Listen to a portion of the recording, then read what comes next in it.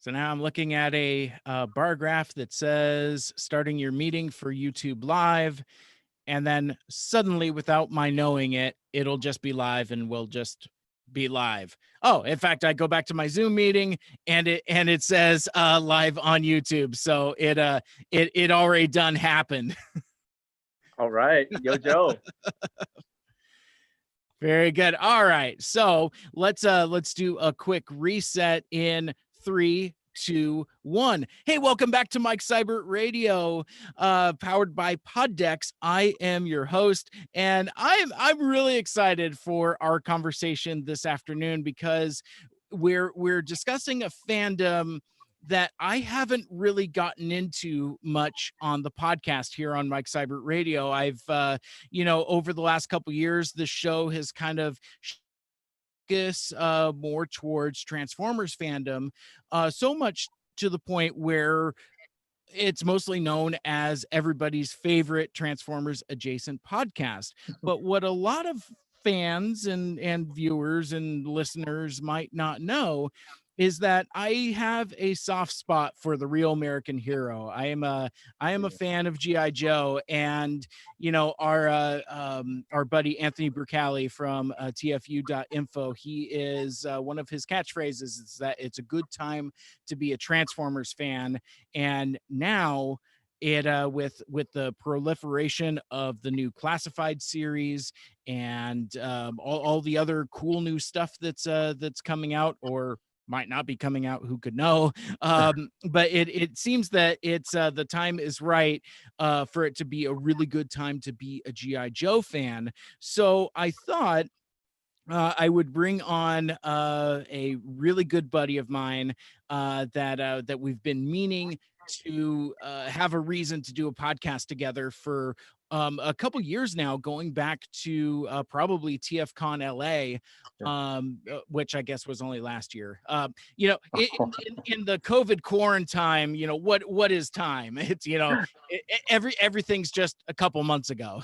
So but without any further ado, I am going to introduce my guest, the host of the recently relaunched Retro Cabal podcast. Welcome to Mike Seibert Radio, Mr. Dave Cabal. How you doing? Mike, thank you so much for having me on, man. We've been waiting for a long time for this, and I'm so glad. I'm so honored to finally be on Mike Seibert Radio. That's awesome. And I forgot to mention this in your intro before I brought you onto the show, but I wanted to say that in addition to being the host of your own podcast and being a huge friend of the show and a huge fan and just being a supporter, more than anything, I think your official title should be the most positive fan out on twitter.com because Man. I appreciate your positivity, and I appreciate how it is just unrelenting and unshakable. So I know for somebody like me who can drift into cynicism and maybe likes to poke at some of those Snader bros a bit too much, but yeah, I mean, it's I appreciate your presence out on Twitter because it's very easy to get bogged down in negativity. So I know whenever I'm looking at Retro Cabal's tweets, I'm in for the bright side of things, positivity and not dwelling on the negative as much. So I definitely appreciate that. Hey, yo, Joe, Mike. And I really have to credit. All those 80s cartoons that I watched growing up. GI Joe. Just to preface, for those of you who don't know, I wasn't born in the 80s. I completely missed it. But I was born in 1990. But I love the 80s. I adore and I love. I researched the 80s, and I'm not gonna lie. There's some rough spots. I'll tell you. When the GI Joe Classified line launched up in February during Toy Fair. Yes. I was excited, and then the worst thing to do is look at the comments, and everyone. Oh my goodness, Mike, it was horrible. at the beginning of February, I was trying to like, oh, you guys should check out this line, you give it a chance. And I'll be honest, I was so busy concentrating on that negativity that I had to break away from just Twitter and kind of the fandom, Yeah. and to take a little quick break to kind of refocus and get myself back in together. And then from there, like you mentioned, I did a relaunch of my podcast. And so I'll mention, not everything's perfect in Retro Cabal's life. I had to take a step back a little bit, and then and then come back into it strong. But Sure. since then, I've been trying to embrace not only positivity, but also trying to just kind of embrace what those other fans are trying to say about the line, and trying to understand, maybe there's some reasons why they don't like the line, which I myself am trying to practice Yeah. at this moment. Yeah, and I imagine that's going to be a lot of the material that we're going to go over here. But as usual in the Mike Seibert Radio podcast tradition, whether it's a traditional podcast or a live stream video here out here on YouTube, I'm getting ahead of myself. So for and you alluded to it a little bit, but since everybody's podcast or everybody's show, I keep forgetting that this is like a dual audience type of thing between the live stream and the podcast as well. But everybody's show is somebody's first show, so why don't you take a couple more minutes and tell folks a little bit about yourself, and let's talk about what you've been doing with Retro Cabal as a podcast and as a project.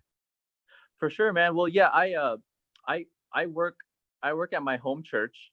I grew up here since I was a little kid, and then I went to college at a Bible college and went into secondary education as a history major. And from there, I once I once I graduated from college, I came back to my home church and kind of just told my pastors like, "Hey, I'm available. Wherever you want me to put me, I'll do it." So he kind of got me started with dealing with the children's ministries, and then from there, I started working on our transportation ministries, trying to reach out to the kids around our blocks and picking them up if they didn't have a ride. And then just this past year, I took on the youth ministry. So now I'm ministering to the youth of our church, and so been kind of doing that, and I'm also doing teaching history at our Christian school, the Sure. school that I went to. So yeah, kind of dealing with ministerial work, and at the same time, I'm just a nerd for all this stuff. And you mentioned the podcast. I'm this year of 2020.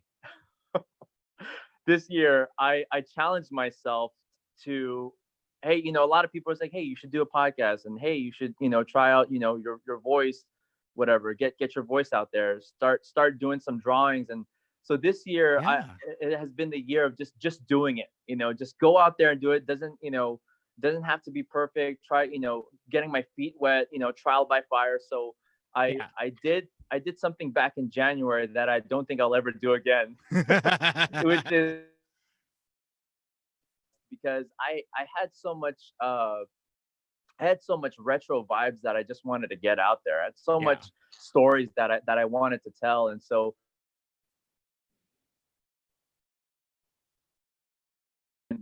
I used the app Anchor.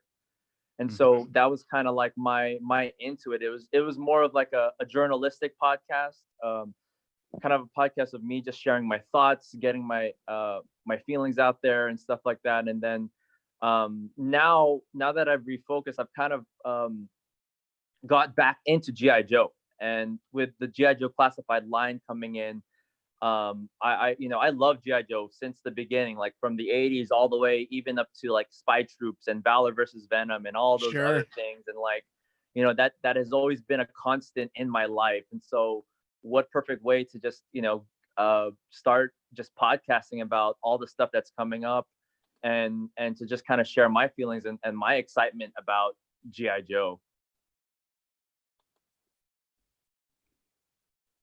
So yeah, that's pretty much my my resume for what's Okay. going on. Yeah. Very cool. Well, I mean, I love this this unique space that we all kind of occupy as fans, because all of us start somewhere as fans. Like and I mean specifically in terms of content creation. Like, a lot of us are fans of podcasts, and like for me, for example, I've talked about this many times, but very briefly, I started off as a fan of radio, and from there it developed into podcasts. And then, you take your inspiration from folks you're friends with, stuff that you're fans of, and it inspires you to start creating your own content. And that's kind of what put me on this path, and now it's kind of put me in the path to where I'm meeting cool folks like you. And I bring all that up not to talk about myself, but Yeah. because I have seen that same spark of inspiration happen with you. Like, you started as a fan of ours, whether it's me or the Autopod Decepticast guys, and then later on TFU.info, and then all of the other cool Joe content creators that I can't even begin to name, because I know you're fans of a whole bunch of them.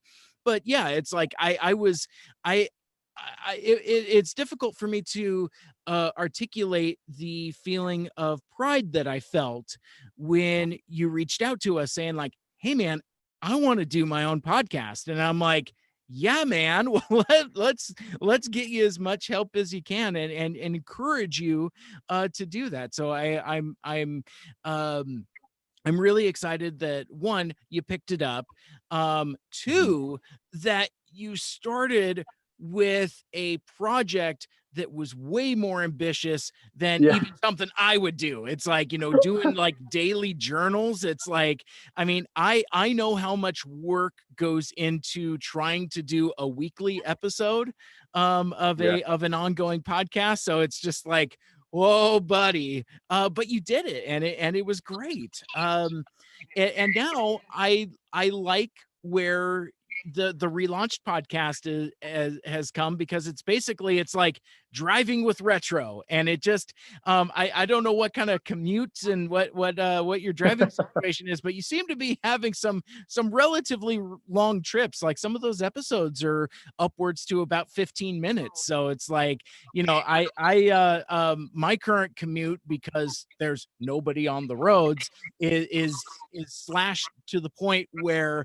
a lot of my podcast listening is kind of compromised. Like, if I see a podcast that's like over an hour, I'm like, Yeah. oh no, this is going to take me a week. I quite frankly, I don't know how and why folks are continuing to consume Mike Seibert radio during the pandemic, because my despite my best efforts, my episodes have gotten no shorter. So I mean, Oh man. Yeah. uh, No, I just got back from vacation and we went to Lake Arrowhead and I was able to stock up on a lot of your episodes with your interview with Flint Dilly and your conversation with the Autopod Decepticast. So that was a great ride driving up there, and it really helped me as I was driving through those mountains. So it kept me calm. So yeah, it was great, man.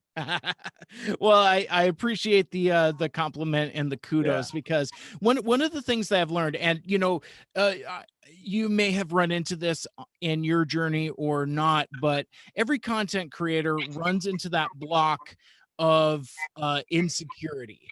And Mhm. sometimes we refer to it as imposter syndrome, or um for me, I mean, I still have a great deal of insecurity with regards to the content I make. I even just made a, offhand joke about, folks not listening or whatever, and not knowing why.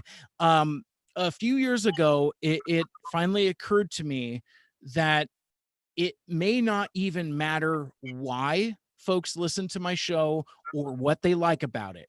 And it may be Mhm. things that I'm not even aware of that they like about it. But what I do know is the folks that like it like it. So it's Yeah. kind of one of those things where it's kind of transcended my own insecurity to the point. I mean, because like I've reinvented the show a couple few different times, just kind of due to the nature of it starting as a college radio show, kind of by necessity. But um, there have been so many times where it's like, oh, what can I do to reinvent the wheel this time? And what I found is that I not only I can't, but I probably shouldn't. I Mhm. early on in the beginning of the pandemic, I ended up having to take a few weeks off because like I couldn't wrap my head around um wanting to do this type of content. The weight of the world was kind of getting to me. And Right, right. but then I realized also through the kaleidoscope of the content that I listen to, I was still listening to my favorite podcasts. And for me, it was a bit of an escape. And I was like, wait a sec, dummy. My show is somebody's favorite show. So There you go. Yeah. yeah, and it's I don't want to go so far as to like, obligation or duty or, equally powerful words like that, but it just it kind of got me off my butt a little bit to be like, you know what?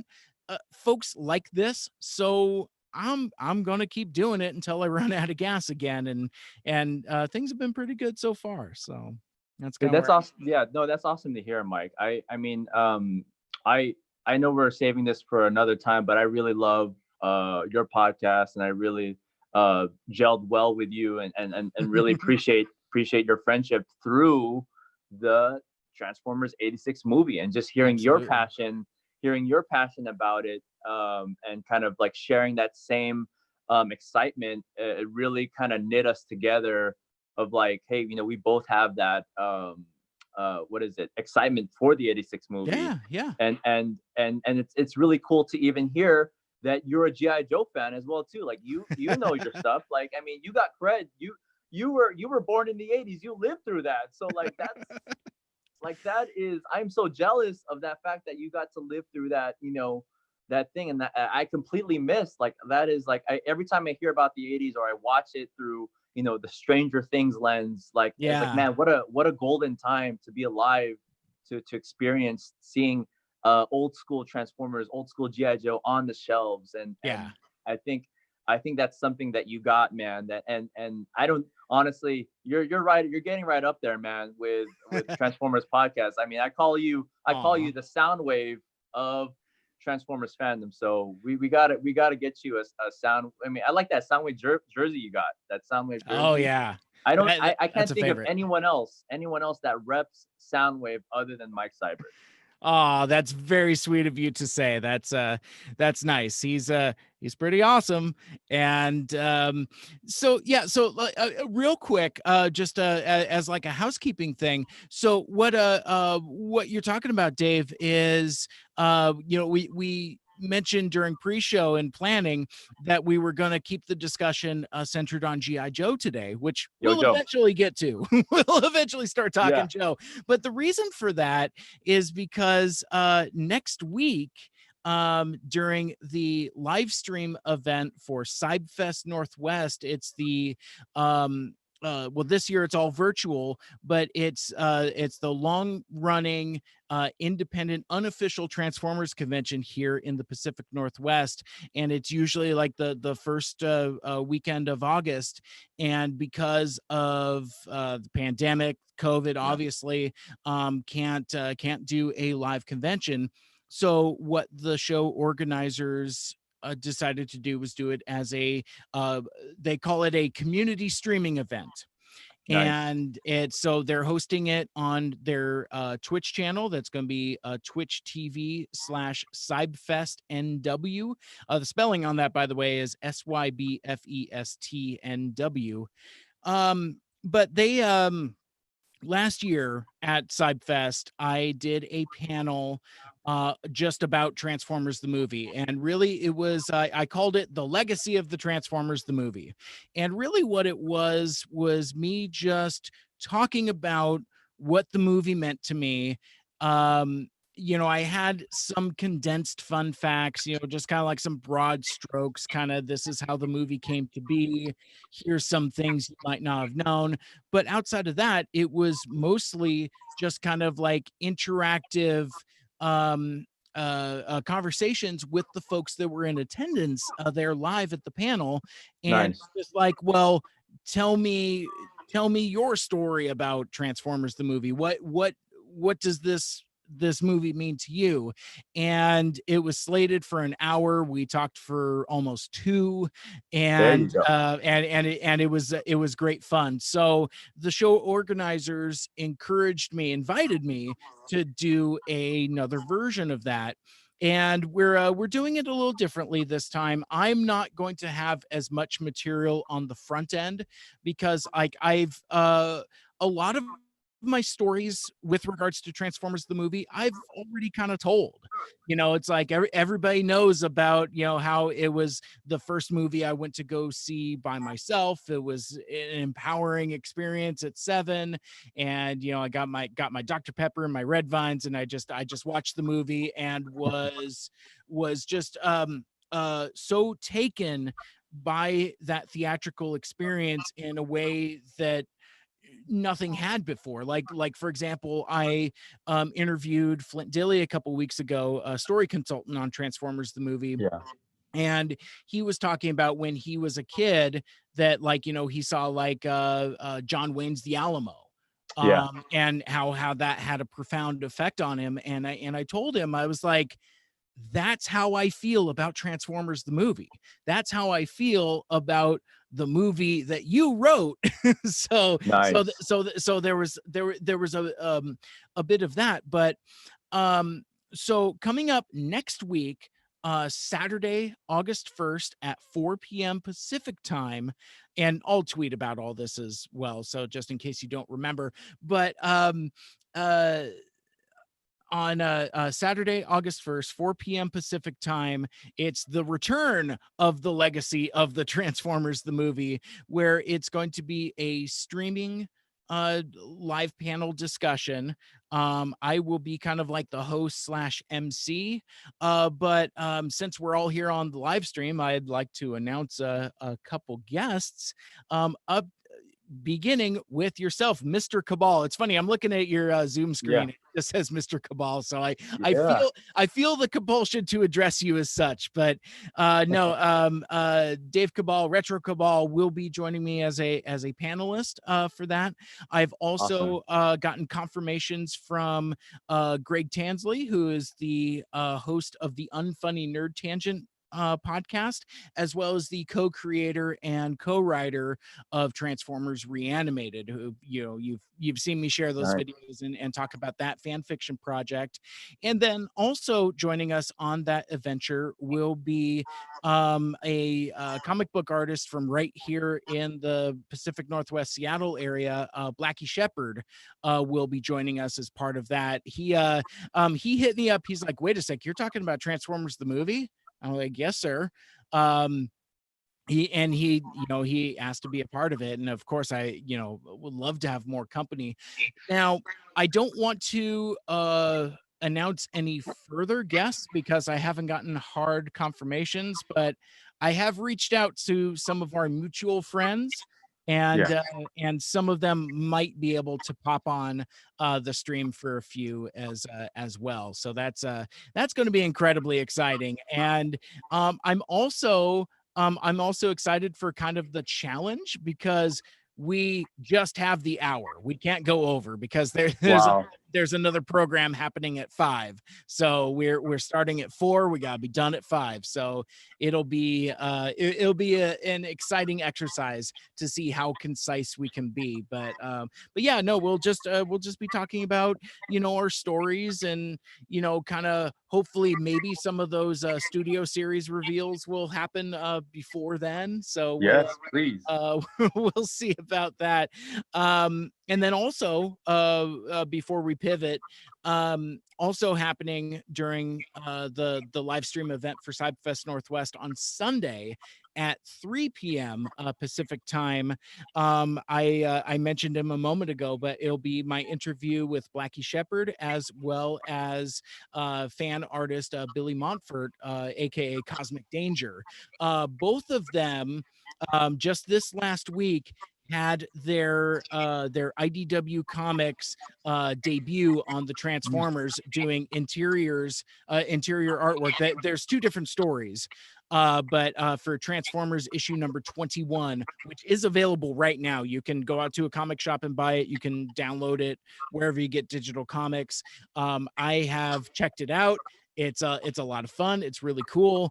I'm I was a little behind on the story, so I'm not sure exactly what all is going on, but I was there to support my homies and to check it out. So it's Nice. anyway, check out Transformers issue 21, available now, featuring the debut on the official book from right here in the Pacific Northwest, Blackie Shepherd and Cosmic Danger, both of which I will be talking to next Sunday, August 2nd, during the live stream community event for Cybfest Northwest. That's going to be on their Twitch channel, twitch.tv slash CybfestNW.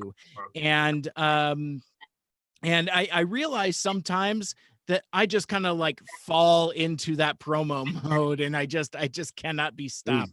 I had a buddy of mine tell me one time, it's like I should have like gotten in with like wrestlers and done like promo with them, because it's just like, once I go, it just kind of happens. But so anyway, so yeah, so long story shorter, that's why we're not going to be talking about Transformers from this point forward, keeping it to GI Joe, because we're going to be talking plenty of Transformers next week, and we would love to have you join us for the live streams for Cybfest Northwest. All right, let's talk about Joe.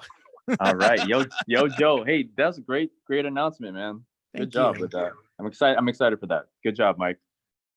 I appreciate that. That's it's a lot of fun.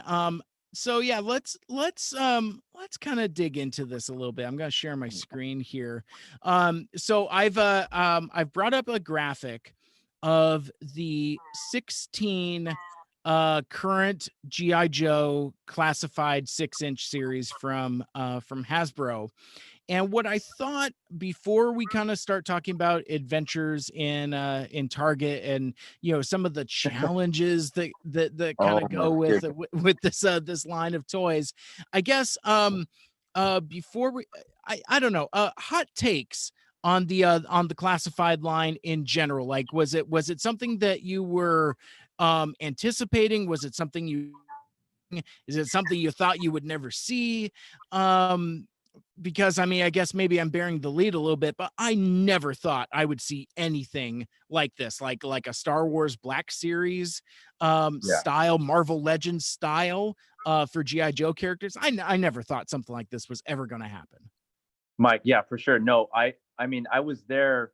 Like, I could tell you the so many disappointments, the so many like, like these these past couple of years, whenever they would announce something about GI Joe, it would just be something like, oh, here's a GI Joe Funko, or here's a GI Joe, and it was tough. While all the other franchises, they got their due. They got, like, Transformers had a lot of figures, Oh yeah. He-Man, and for us GI Joe fans, like, hey, throw us a bone here, and we would be, starving for just anything. And so I'm like so excited. Like, I will take anything. I am buying everything from this line, and yeah, like you said, like, a lot of people were saying, oh, GI Joe is never coming back again, Yeah.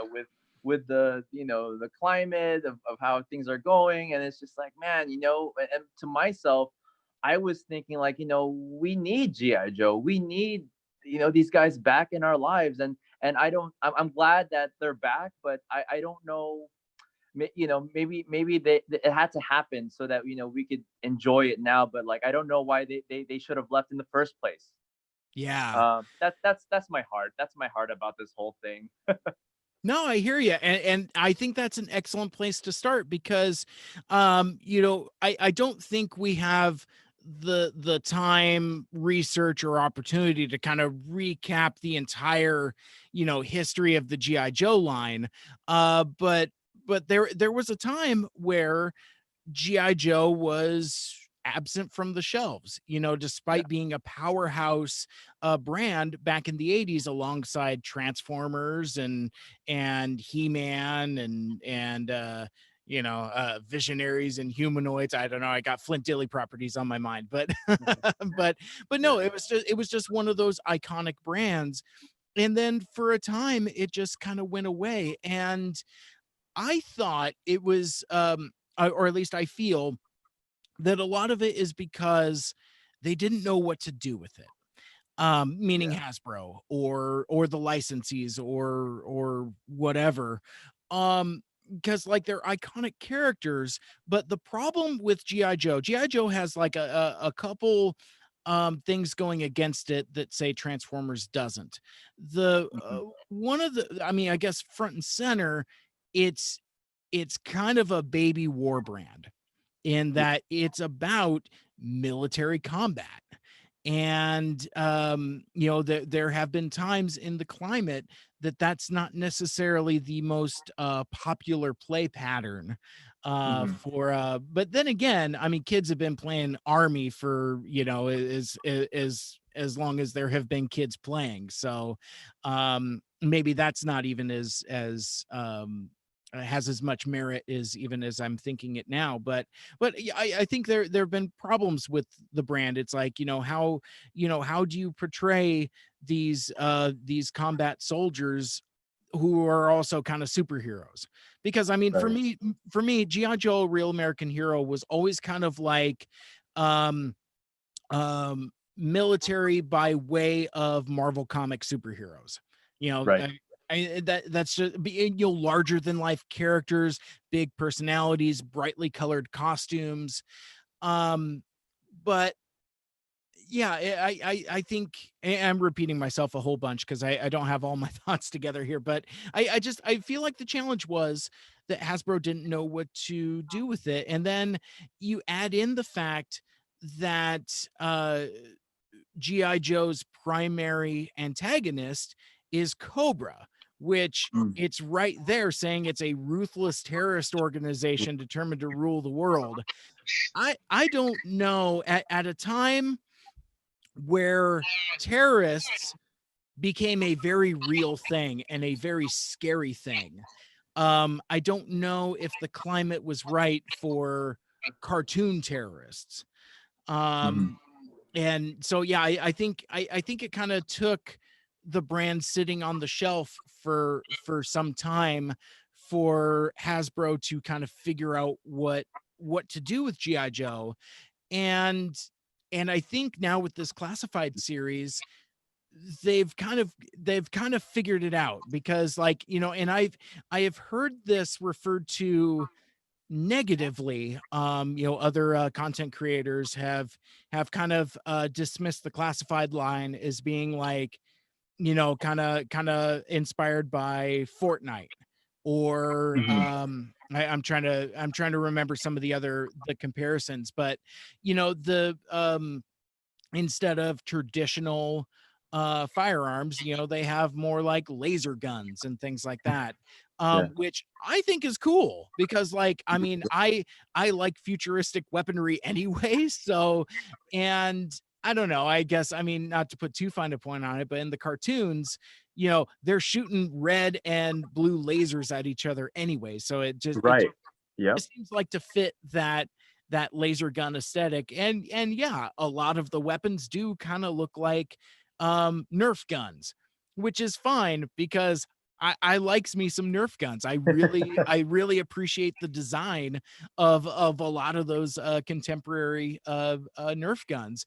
And I could really see them doing some cross branding where they take like Duke's rifle, like the one that he comes with that very much looks like a Nerf rifle, and doing Yeah. it as a Nerf gun. I mean, again, like I said, some folks have kind of said that negatively, that this is all kind of very cartoonish.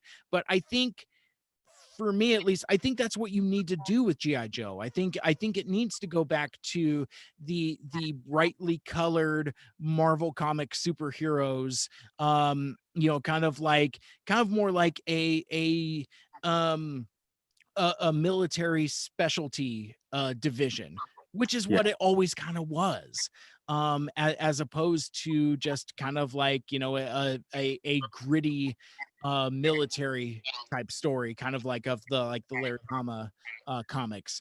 But anyway, that's just some random thoughts for me, kind of like how we kind of sort of got here. Because I do kind of want to touch on each of these characters before we kind of move on. But before we do that, any particular thoughts on kind of like how we got here in terms of Joe?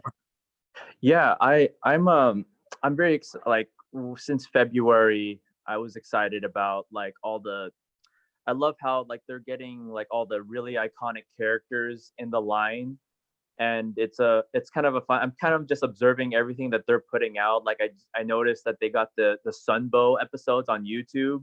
You know, Yeah. that's been like on like they've been like live streaming that for a good while, and I'm kind of like paying attention to their website that they have and just like everything that's going on like with the brand trying to interact with them on Twitter. Like they're all over social media, you know, and it's just great to see GI Joe back. Like I Yeah. am just so thankful, so happy, and I kind of joke with myself, you know, if the line were to end today, you know, I'm thankful for the figures that we have right now, and I would like to say that, you know, I'm crossing my fingers and hoping that we get a Flint and Lady J GI Joe classified. I really want to see those guys like yesterday, man. Yeah. Yeah, absolutely. Well, I mean, Flint's your guy. Yeah, yeah, he is my guy. Like I love Duke. No offense to Duke, man, Sure. but Flint. For me, I feel like Flint has a little bit of more of a personality, more of an ego. Hmm. He's kind of like, he's kind of like the Springer, the Han Solo kind of guy that he's not perfect, but he'll get jealous. He'll get a little insecure, Yeah. and he'll get a punch from Lady J. So that is my de facto leader, because the episodes that I watched growing up from the Sunbow cartoon, most of the episodes he was like the main guy. Yeah. Yeah, so it's like I'm like whenever they have these reveals, I'm just like, wow, like I am amazed. It's like a celebration Hmm. of just seeing who the new characters are, and then seeing all the different artists that are contributing to the package. Yes. It's amazing, Mike. It's amazing just taking all this stuff in, you know? Well, and I think there's like a level of care being taken with this new Joe line, because it feels like it's been curated by folks that genuinely love this stuff. Like I don't think you get some of these deep cuts like Arctic Mission Storm Shadow. It's like you don't get that version of that character uh if the design team is not in love with the characters. Right. I mean, because I mean that is just such a deep cut. Yeah. And I just think that's really cool. So I guess let's kind of talk about the first wave a little bit, which incidentally, and I was really hoping that my Snake Eyes was going to arrive by the time we Oh, recorded this, and sadly it hasn't. The tracking number says it's going to arrive on the 27th. So by the time folks listen to this on a podcast, I'll probably have it in hand. But yeah, it's I guess I don't know. I didn't mean to start this particular arm of the story on a down note, but I don't have any of these figures, nor have I oh yeah. seen any of them anywhere. I ordered the deluxe Snake Eyes back in February, Yeah. and because of like it was weird because like I don't know if they just didn't close orders soon enough, because like the first couple folks that got in got their figures in April. Yeah. Whereas folks that were kind of like in that second wave uh, said it was going to be June, I believe it was. And then the pandemic happens. So Yeah. then so June becomes July, July becomes August, and I don't Goodness. even know when I'm going to get deluxe snake eyes, but that's okay because in May, I think I ordered regular retail snake eyes. And I went through this whole legislation of, well, wait a sec, which version do I want? Because like the deluxe version is really cool. But like, you know, there's some certain paint decos Yeah.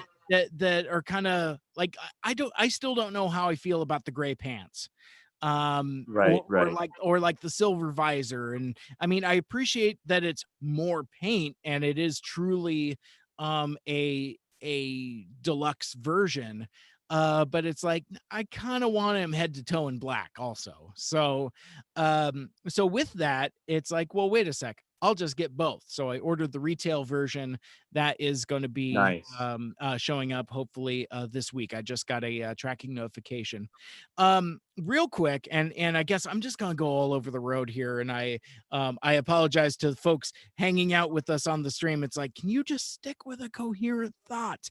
But for as far as GI Joe characters go, Snake Eyes is my guy, and I know it's cliched. I know it's kind of like the basic everyday answer. Like Dave, I appreciate that you're super into Flint because that's kind of like that next tier character.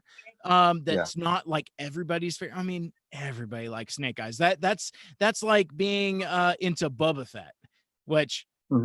I'm super into Boba Fett. So it's like, yeah, I mean, I all of my favorites are like the cliches. It's like I like Snake Eyes, I like Boba Fett, I like Soundwave, you know, it's like so it's like anyway, but um the reason why I like Snake Eyes, I mean, aside from like all the cool weapons and all the ninja stuff and the commando stuff and all the things that we know that's, you know, mysterious and cool about Snake Eyes, but the thing that I remember most when I was a kid is Snake Eyes was the first character that I saw where the good guy wore black. You know, Mm. usually like you would kind of like associate characters that wore black with bad guys. You know, Yeah. because I mean, this is around the same time that Star Wars is still a thing. So you have Darth Vader head to toe in black, and that's kind of like your quintessential bad guy. And then you have like this ninja dude that's dressed much the same way with all these dangerous, you know, ancient weapons and whatnot, but he's a good guy. And just for some reason that always really struck with me as something that was really cool. And yeah, it's yeah, since it's been the popular character, he's always been a favorite of mine. That's awesome to hear, man. I mean, like, I never really heard anyone put it that way, but yeah, no, that's totally cool. That yeah, he's the guy that he's pretty much the I like he's our Spider-Man, you know. Yes, That's he's our representative of it's a little like blurry. what GI Joe is, and no, I mean, I'm like really happy with how the creators like. I know there's like a whole story on like that Netflix the toys that made us. Like, there's a whole story about him, you know, being in all black, and they something about like not a lot of budget to do it. But then Hmm. from there, it just kind of blew up, and you just can't, you know, you can't hide that awesomeness from that character, you know. And you know, as a Flint guy, I'm glad that, you know, Snake Eyes and Flint went on a couple double dates, so they're buddies, you know, Sure, they're sure. buddies. So I'm thankful for that. So that's really cool. No, that's cool, Mike. I love that. I love your passion for the iconic characters.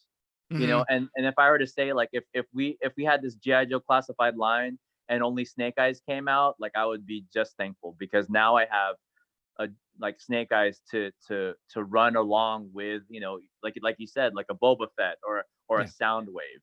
yeah. And it's yeah, this I'm just, like I said, I'm just thankful to that we get these characters. We're finally getting these characters out there. Yeah, so let's talk about, some of, I guess, more or less the assortment of characters. So Yeah, they're much like with Star Wars Black Series, and I think they do this specifically to entice collectors to buy them, because as soon as you put a number on something, somebody is going to need all of them. yeah, See also some of our younger friends' difficulties with having Transformers the movie characters from 1986 in the studio series line, but that's legislation for a different time. I just thought of that. nice. But yeah, so like number 0 is the Deluxe Snake Eyes, which was Mhm. the Hasbro Pulse exclusive. Number 1 is Roadblock, number 2 is Snake Eyes, number 3 is Destro, your first Cobra.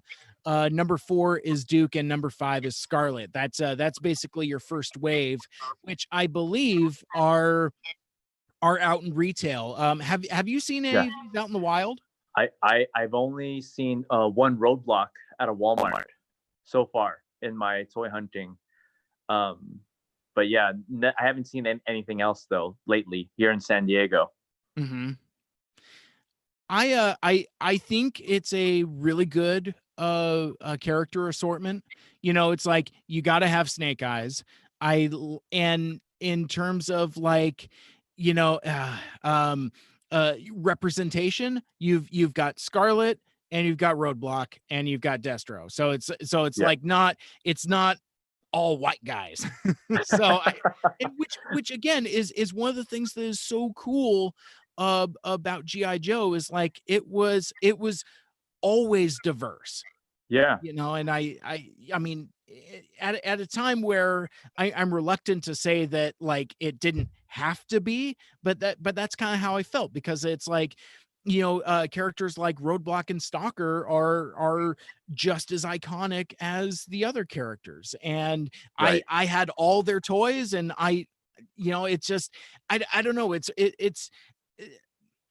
I don't want to go on this whole political rant, because I might find myself down a hole I can't claw myself back out of. But Yeah, it feels like at a time in the 80s where diversity was just kind of there, and it right. was organic. Now it feels like it's something that's more signaled. It's just like, Yeah, oh well, we need to have, X, Y, and Z representation. Now, unfortunately, because of just my situation, there are certain things that I will never understand, in terms of like, geopolitical situations, just because I'm a white guy over the age of 40. There are certain things that I will never be able to relate to, even if I want to. hmm, So I mean, so I do appreciate that up front. But as I said, it's like, I've it's weird now when folks like talk about diversity and inclusion like it's a new thing. And it's like, wait a sec. I mean, like, all the yeah, properties that I grew up with had that as just kind of part of it. And I don't remember a big deal being made of it at the yeah, time. yeah. For sure, man. No, Yeah. I'm so thankful that, yeah, GI Joe had a lot. Like they had tons of representation, and like, it made me like really watching it growing up. It made me, think of these people like they're real people. They're not superheroes. They're everyday people going out there risking their life for us. I had a my dad was in the military. He's retired now. He was part of the Navy. And as a little kid, every time I went to church, we're in San Diego, so a lot of the Mhm. the people that go there, like Navy, I would, as a little kid, I would just like, oh man, if you're in the military, you're a GI Joe. So I was just like, wow, like, look at these people. Every time I saw them in uniform, or like anyone that had a mustache, I thought they were a Oh, GI sure. Joe. I So like love it, that. yeah, and like watching Lady J, she was like watching her in action, just like was amazing for me. Like I felt safe knowing that she was on the mission. She was I remember the episode where she was like visiting Destro, like her ancestors or something like that, Yeah. and that's my action hero mom right there. Like I know everything's gonna be okay because Lady J's there, you know. And it's just like these were real people that you could count on, you know, whatever danger may happen. So I'm Hmm. glad that like GI Joe taught me that at an early age. Like it doesn't matter what skin color you have. Like you know they're out there to just whoever's whoever there's trouble, GI Joe is there. You know. There it is. Yeah. So yeah, man, I'm glad that I'm glad that now a new generation is gonna be able to experience that. Like I want my kids to enjoy Hmm. that as well too. You know. So yeah, man, this great. It's awesome. Yeah, very cool. Now, let me see. Did I hit that button correctly? Maybe not. Oh, I have to hit the share button. Still getting used Yeah, to Zoom. It's so goofy. So that's kind of like the first wave. Like you have a, very 1985 looking Snake Eyes. You have a very 1984 looking Destro. yeah. And same with Duke. Um, I like what they did with Roadblock. Is that like, it's not his first look, but it's possibly, and I'd like your opinion on this. It's like, do you think it's because of his appearance in GI Joe the movie that maybe like the version 2 green vest is kind of like one of the more iconic Roadblock looks? Yeah, the 1986 version Hmm. V2. Honestly, I'll be honest with you, Mike. I know I'm like a Hasbro GI Joe shill right now, but but You've been watching I too many of those videos. yeah, I honestly prefer the 1984, if I'm not mistaken, Roblox Uh-huh. with his kind of like tank top. Yeah. And I'm not as a big a fan because yeah, like I'm glad that we have the Roblox that we have right now, but I Yeah. really would have preferred, because I out of this whole wave, I would give it to Destro. Like Destro is the closest thing that we got to Destro and Snake Eyes. Yeah. The closest thing that we got. And then Duke is a great homage to that 1983 figure, and Yeah. Scarlet's a nice update, but I really wished that they would have went with the 1984 Roadblock, because that's how he's remembered as. Yeah. So it's very, yeah, like you said, like you mentioned before, like the people that are working on this, like they had that Arctic storm shadow, so it's interesting that they would put the 86 Roadblock in there, and I hope that we get more Roadblocks down the line, so we could see the actual Yeah. um, Well, spoilers. There is another Roadblock, and we'll talk about him oh in a sec. yeah. But I'm curious about your thoughts on Scarlet, because that also appears to be one of the more polarizing character designs. I like it fine. Hmm. I like that her costume is more elaborate and intricate, other than just a beige swimsuit on top of a gray bodysuit.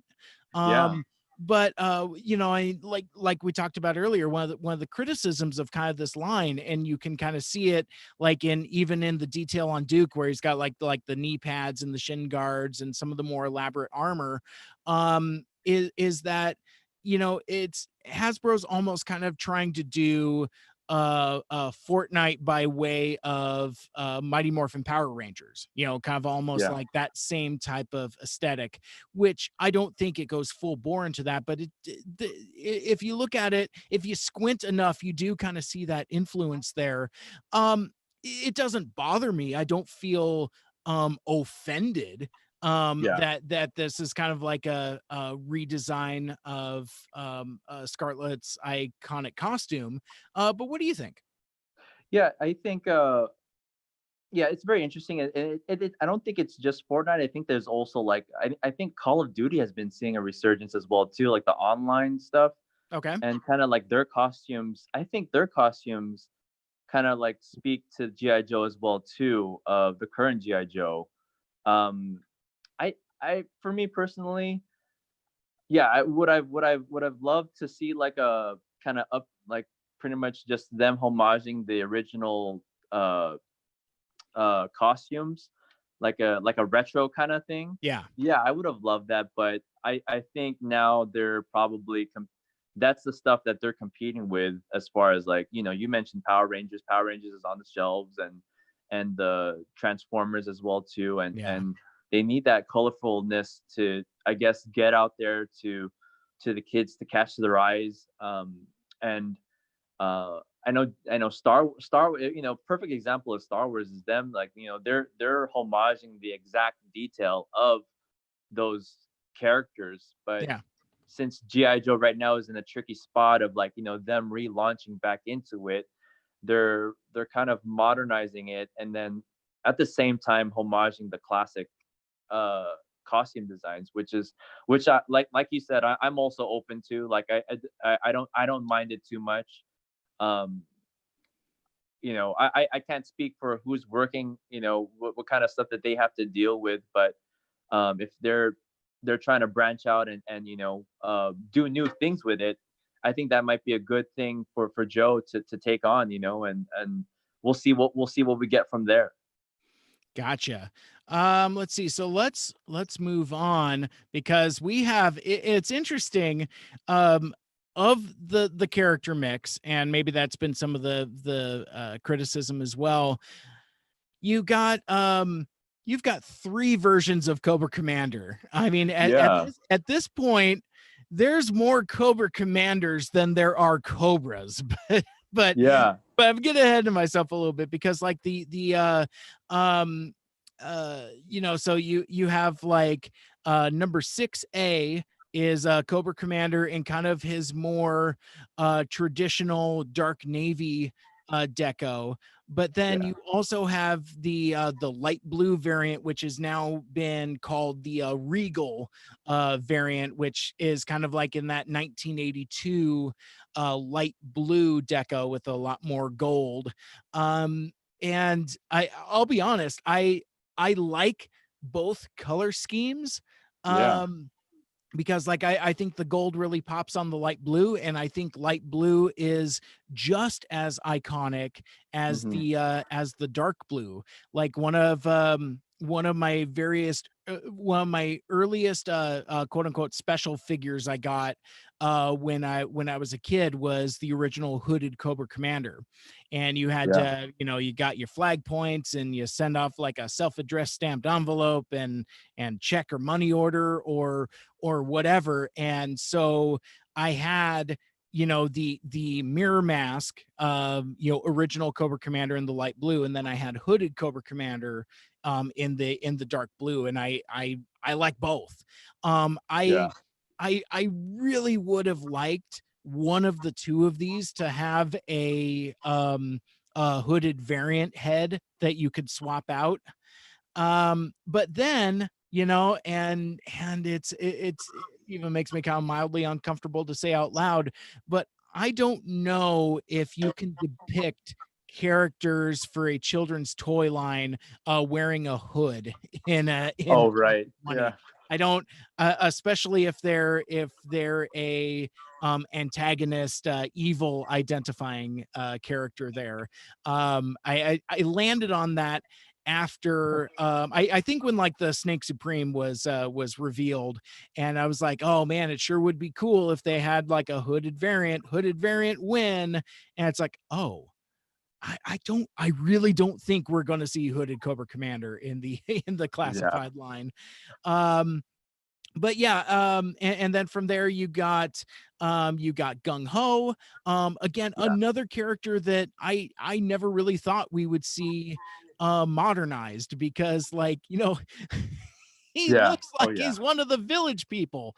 and Yeah. and I love that they didn't really shy away from that. He's still got the giant mustache, he's still Yes. running around with no shirt on underneath Yeah. his vest. So I think I just thought that was really neat.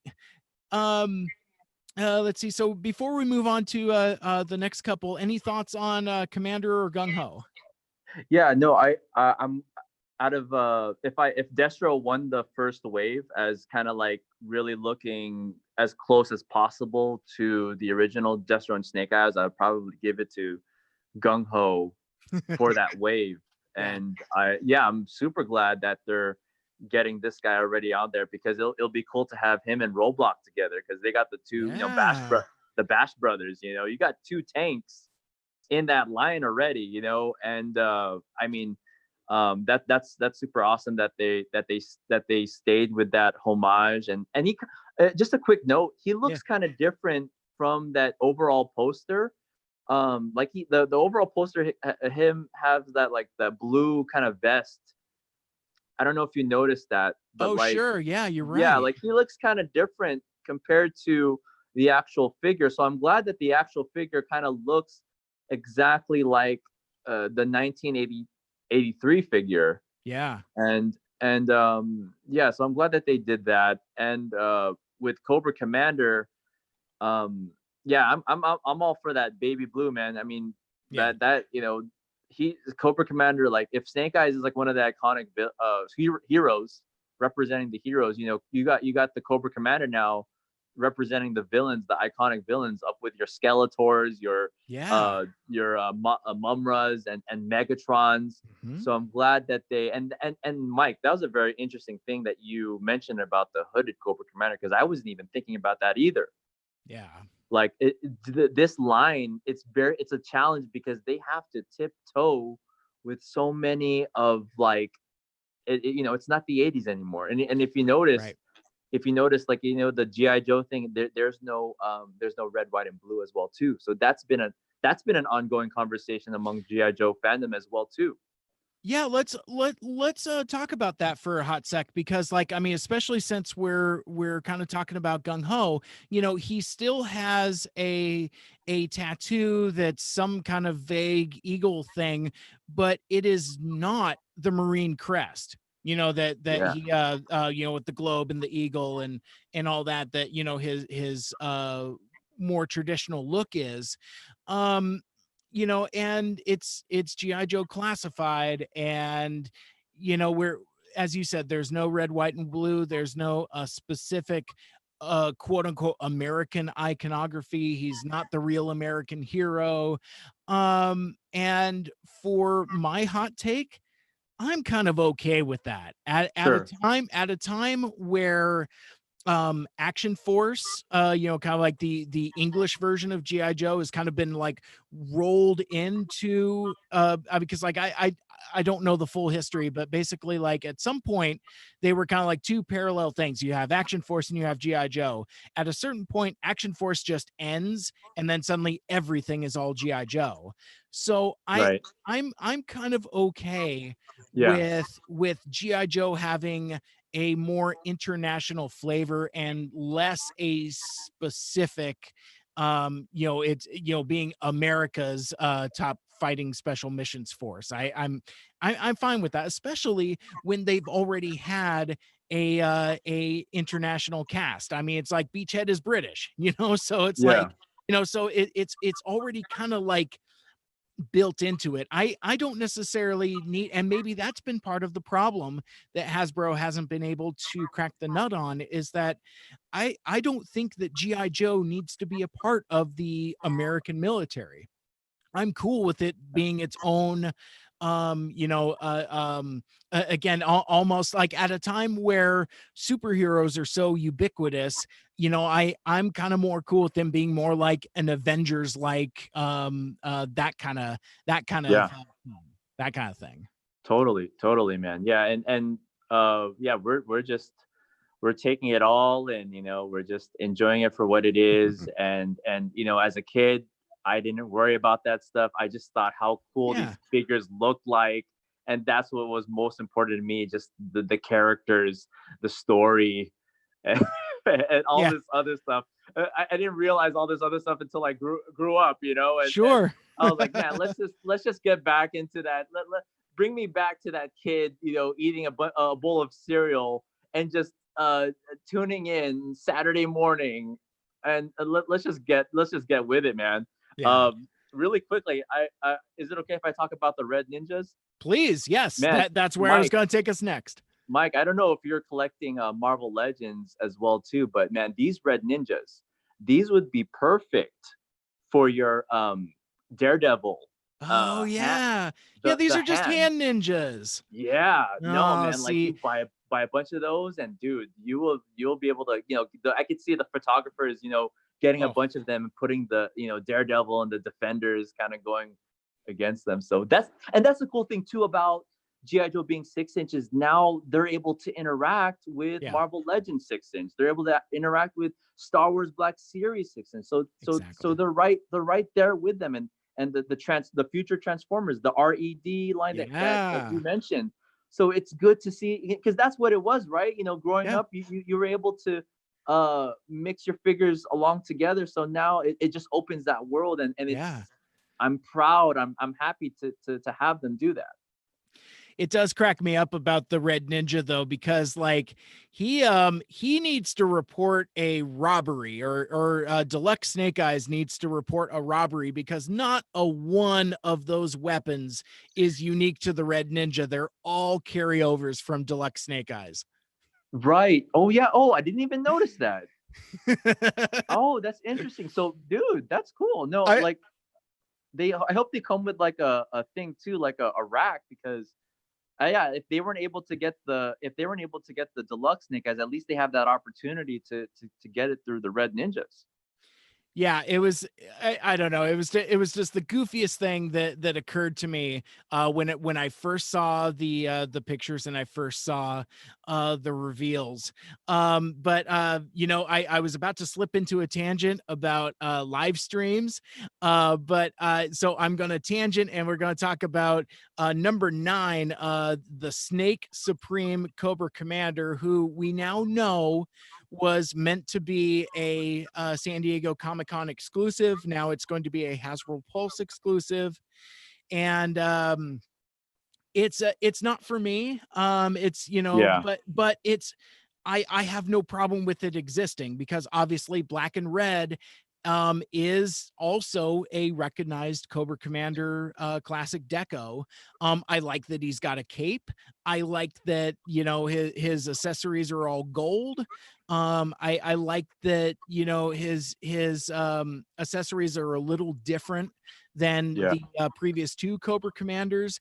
And I can't see it in this particular picture, but you get the classic hairdryer gun with Nice. yeah, it's gold, and I think that's really cool.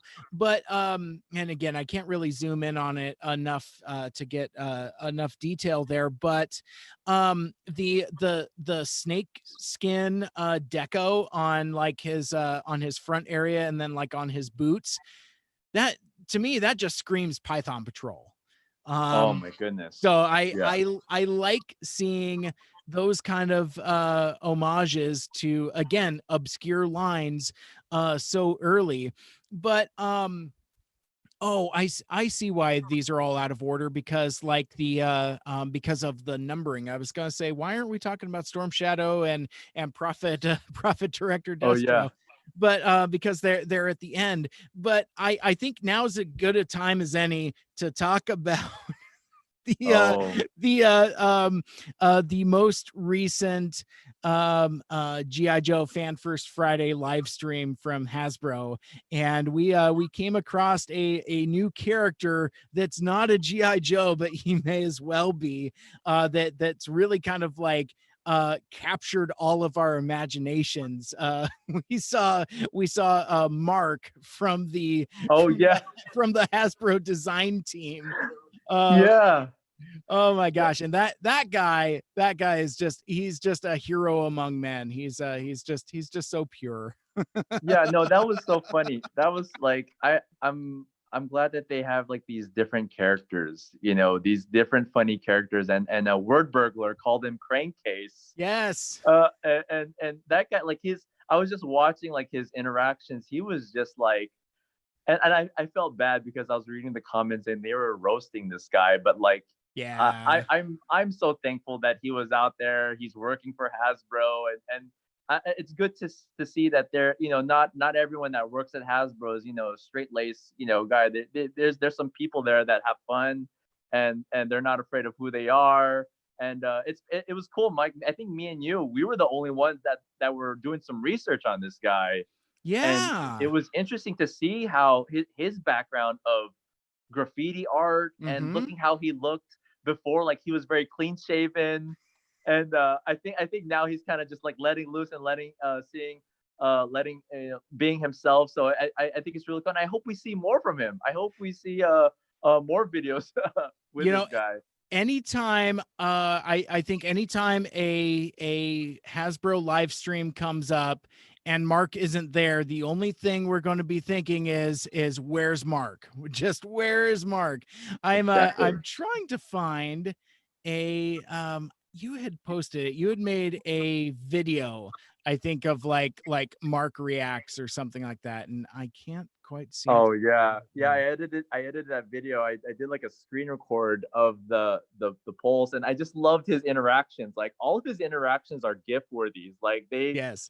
the Hasbro GI Joe account. If you're listening, like get those gifts ready, because I mean, like that was, it was just fun to see. Like I said, a funny character. Just like, I mean, he really was like a character. Like he looked like a GI Yes. Joe. Like he was pretty much.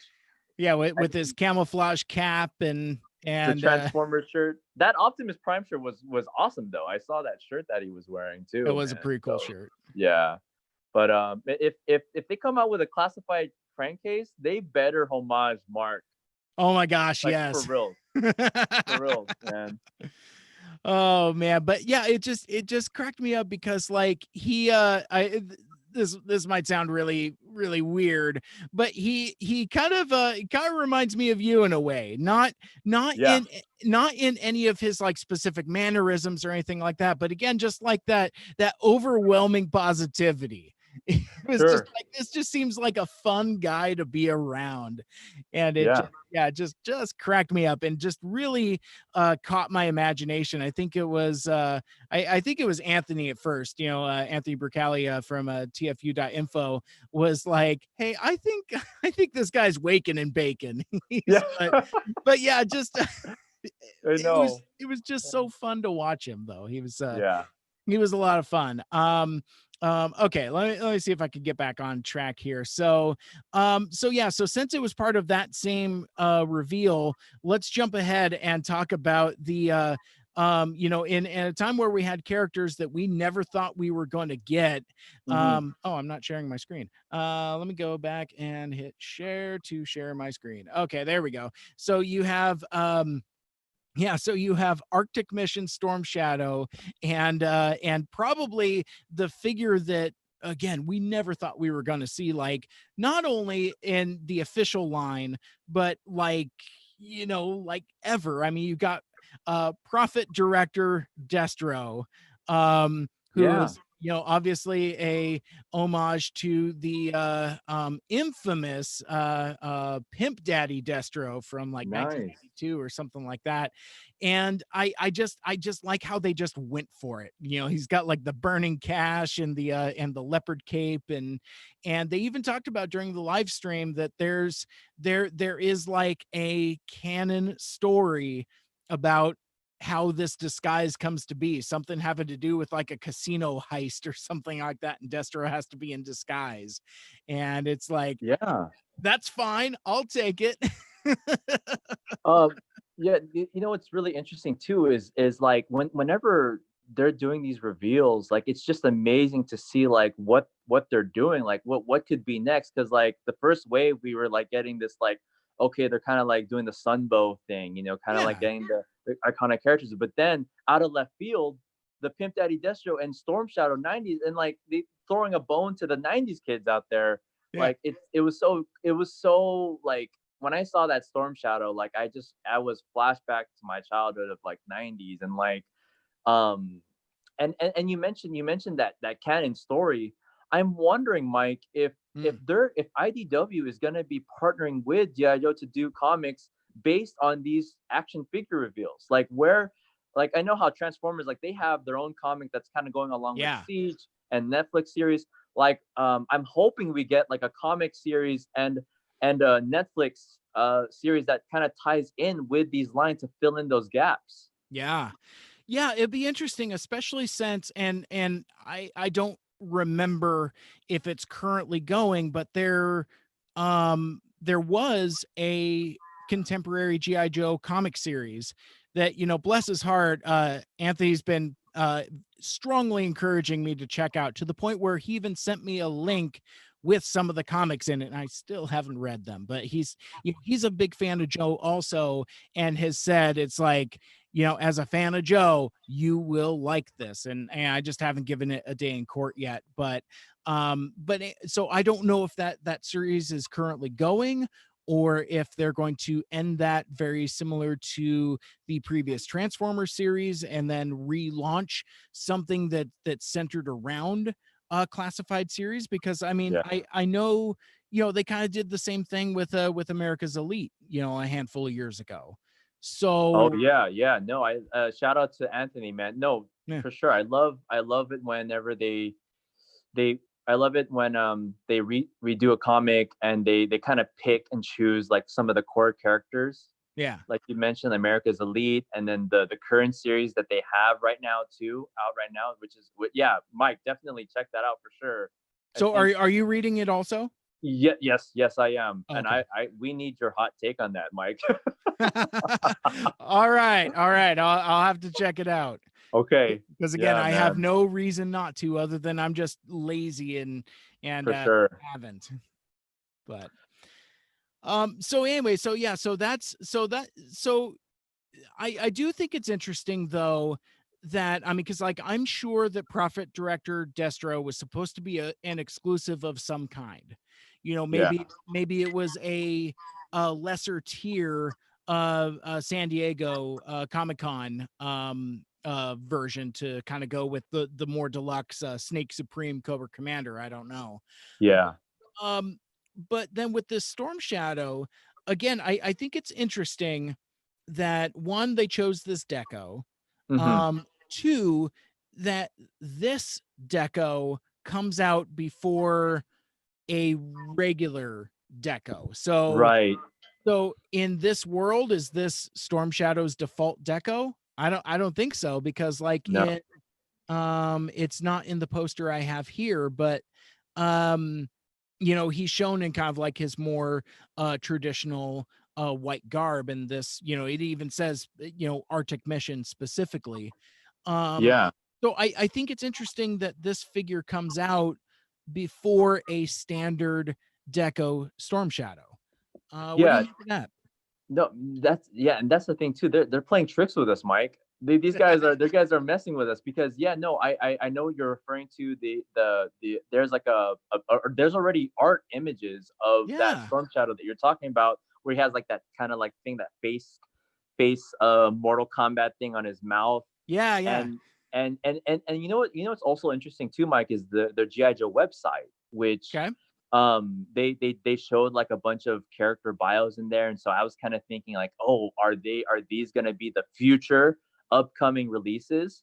But they proved me wrong on that one too, because I don't want to go ahead on this, but they just really quick mentioned Yeah. Beachhead was not on that character bios, and yet lo and behold, they revealed him right there in as the new action figure Yeah. coming out. So it's like, man, yeah, it's because like for us, I'm pretty sure you and I we're analyzing this stuff. We're Oh, analyzing like, sure. Yeah. okay, what are they gonna do next? It's exciting really to like what are they gonna do now? Are they gonna do a Cold Slither box set next? Like if they did Pimp Daddy Destro, give us that, too. So yeah, Mike, I'm with you, man. I'm just like, uh, what's your guys' deal? Are you guys like Yeah. tricking us right now? And Well, uh, and I don't want to get bogged further down in the minutia, but we all know that deco of Storm Shadow is when he's a Joe, not as a Cobra. yes, So, yeah, I mean, there's that also, but I don't want to split too many of those hairs. But you mentioned Beachhead, and that, I guess, kind of that kind of gets us into this last wave of figures that I think is probably the most controversial. Not Oof. not because of the character choices, well, also the character choices, Yeah. but just like one, they came out of nowhere, and Hmm. then they because I don't remember seeing anything. I mean, I remember seeing art for Baroness, but I don't remember seeing art for Cobra Trooper or Beachhead or this other version of Roadblock. Yeah. So yeah, just one, it came out of nowhere, and that's, oh, by the way, those hit Target today or tomorrow or whatever it was. And then because of, and we've seen this with so many other toys recently, most notably the Transformers Back to the Future Gigawatt toy. Oh yeah. It was, instantly snapped up by the scam bots, Oh my the goodness. scalper bots. So the scalper bots snapped up all of these, and I don't think I know anybody online that actually got in to get their pre-orders in. In fact, I saw multiple posts on Twitter where folks couldn't even check out, like they had the figures in their shopping cart, and Yeah. then when they went to go check out, they had found that the figures had disappeared. It's crazy, Mike. I was right there. I woke up at 6 o'clock in the morning, Uh-huh. and Wow. yeah, it's um I will say this though really quickly as a positive. Yeah. I am like, it's crazy. I'm glad that they sold out. I heard that we sold out first than Star Wars did. Mm. Usually Star Wars is a big seller, but we beat Star Wars in that department. But like, yeah, no, and that's the tricky thing too, because we haven't heard any response as well from Hasbro. Like I'm waiting. Like I when I was getting ready to pre-order, like I was chasing that Baroness. Like that's who I Sure. wanted. And yeah, she slipped right out of my hands, man. And I was heartbroken, and I'm upset. Like I am out there. I'm trying to check Targets because I'm seeing people, they're finding these things now in Target too right now.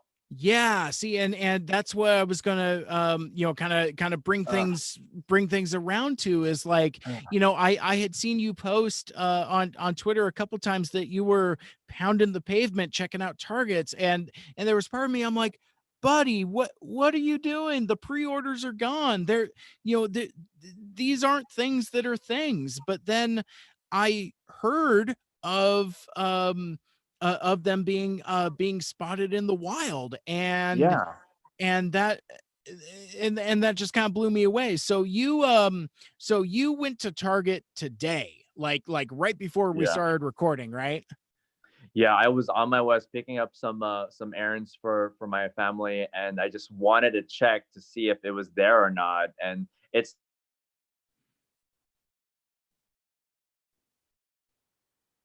hunting days, and I think they're scheduled for August, mid-August, something like that too. So, like, I was seeing on Twitter, through the GI Joe fan sites, they were saying, yeah, like, hey, check your targets.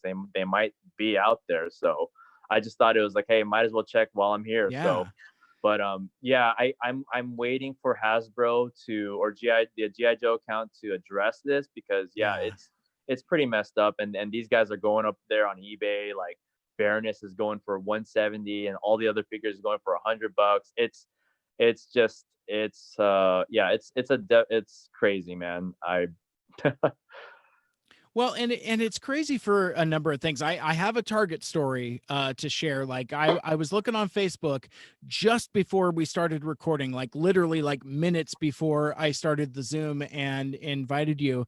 Um, I'm Facebook friends with Brandon Jerwa, who is okay. a comic book writer from here in the Seattle area. He wrote the Devil's Due iteration of the GI Joe Oh, comics for a number of years. And nice. he had posted that he had heard from a friend that there were Joes on the shelf at Target. So with much Wow. haste, He makes it to Target. He gets there. He grabs Beachhead Oh my goodness. and a few Cobra Troopers. Oh my goodness. Goes to the checkout though, and friends that have been having difficulty getting double dealer for Transformers or Earthrise Astro Train or Earthrise Optimus. Yeah. They Target has been doing this weird thing where they're putting stuff out on the shelf that Uh, when you scan it, it says that they can't sell it. So basically what happened is he scanned these GI Joe figures, and the manager comes by and says, "Hey, we can't sell these to you until 9 p.m. tonight." Took are them you from his hands, and now he's got no figures. So are you uh serious? so maybe I'll have an update if at 9 o'clock tonight they'll actually sell him those figures, or if they'll even be there. But yeah, that was something I saw on Facebook like right before we started recording. Dude, And he is a GI Joe writer, man. That is yeah, messed up. That I hope these people from the official counts are listening, because like, man, that's weird. Like it's crazy that these scalpers would be getting these figures, and then you have the true fans and the writer, the yeah. guy that wrote GI Joe, who can't even get it. That, oh man, Mike, you're my blood is boiling right now. I'm just like, what is going on with this world right now? Well, and so while we're talking about these the Target exclusive, the Cobra Island series, and they're numbered. We were talking about numbers earlier. So Beachhead is number 10, Roadblock is number 11, Cobra Trooper is 12, and Baroness is 13. So those are still, like they're not like outside the series. So I don't really know much about like the whole Cobra Island thing, or what it Yeah. means for the subline or story wise what it does. But here's the thing, and this is not new territory complaining about retailer exclusives, but it I'm cool with Beachhead being a Target exclusive because Hmm. he's not a main character, but Yes. he's popular enough of a character to where there's demand there.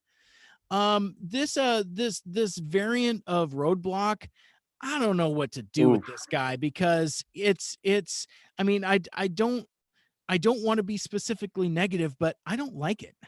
Um Yeah. I Um. Yeah. No. I'm sorry. Sorry to Go ahead. interrupt you right there, but yeah. No. I'm right there with you, man. I just wanted to interject. I was just like, when I first saw it, I was kind of like, oh, like I was kind of disappointed, because like that's the GI Joe classified line so far. We've been kind of, I guess, homaging, kind of getting uh from the past Yes. figures, and it kind of changed my mind too, to just be like, oh, like this, there's a new kind of character design, and I was kind of thinking, well, maybe he could be my heavy duty, throw a bone to the Yeah. other heavy machine gunnery guy. But Yep. like, looking at it now, it's like, hey, this is a very interesting deco. Kind of reminds me of the 2000s kind of like era, and Oh yeah, just especially with the do-rag for sure. yeah. So it's interesting, Mike, and Yeah. like I said too, I don't like it either as well too. Like I would have preferred if they would have done the old school Roadblock, like that Yeah. would have been nice, or like another deco. But I'm gonna be open minded and to see Sure. where will they go with this, because he's also kind of giving me this like Aliens vibe as well too. Yeah. So is this a new deco that we're gonna be seeing? And yeah, Well, I'm on a big question mark on that too, Mike. yeah, and for me, really, it's the only turd in the entire series. Yeah, And at a thing where the characters are either homages to, like, I guess so like in Transformers, they kind of refer to like the Generations line, which is currently War for Cybertron trilogy, Siege, Earthrise, and then Kingdom coming up, where the buzzword is evergreen designs, so yeah, where like Optimus Prime looks like Optimus Prime, it's like he's a red truck, you know, that kind of thing. Yeah. Whereas I felt like with, you know, some of these, the Joe designs, especially the first wave with, you know, especially Duke and Destro and Snake Eyes, that, you know, these can be kind of the quote unquote evergreen versions where they're kind of modernized, they're kind of updated, but they're still, um, you know, they're still specific to a particular area, era, I mean. And then you get something like, you know, the various versions of Cobra Commander and the Storm Shadow and Destro, the Prophet Director Destro, where they're also homaging specific obscure stuff from the 90s and throwing those folks a bone. So they're pulling from like a few different eras at the same time, and I think that's really cool. But then you get to this roadblock and it's just nothing. You know, and Yeah. I can't call him heavy duty. I mean, I think that would be, you know, give him a backwards baseball cap instead of the head wrap there. Yeah. I think you can do something with that because, I mean, heavy duty was a character that was in the movie. You know, I Yeah. mean, that first Hmm. live action movie, do that version of the character. For Um, sure. but where I was going with this is, you know, talking about characters being okay and not okay. I'm okay with this roadblock being some kind of retailer exclusive because it's just a weird kind of weird character. But to Hmm. have the Cobra Trooper is, you know, like your generic army builder. I mean, this is the thing that this needs to have. You know, we're probably going to see more Red Ninja out on the shelves than we'll ever see Cobra Troopers. To make Hmm. that figure kind of like a sought after exclusive is really weird to me. I think it's a very bizarre move. Yeah. And likewise with the Baroness, I I'm not okay with her being a store exclusive, Hmm. because she is, you know, as I mean, it's going to be weird if you have a Destro and no Baroness, but Hmm. but if it's like with the coil motorcycle, if this whole package is the store exclusive, and then like in a different wave they do just carded Baroness by herself, I'm cool with that. That's fine. Yeah. But yeah, Yeah. it's just, again, it's a lot of weird, um and I wonder with Baroness with this coil cycle if they're just trying to find a way to jack up the price point, or to experiment and feel out how vehicles will do in this line. Because, you know, I mean, again, the problem with 6-inch scale is you're not doing a whole lot of vehicles and play sets. Yeah. To quote Beachhead when he was talking to Chuckles in the movie, "What are you doing?" Like this last, What you did? yeah.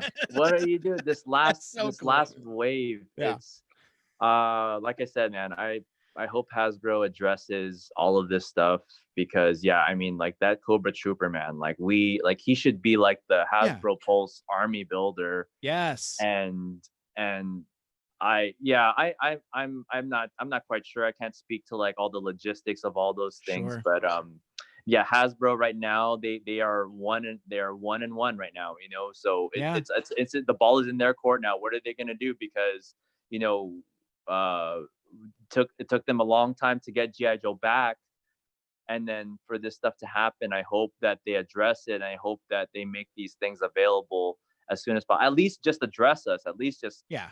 comment and it's like, hey, you know, Yeah. yeah, I hear you. You know, it kind of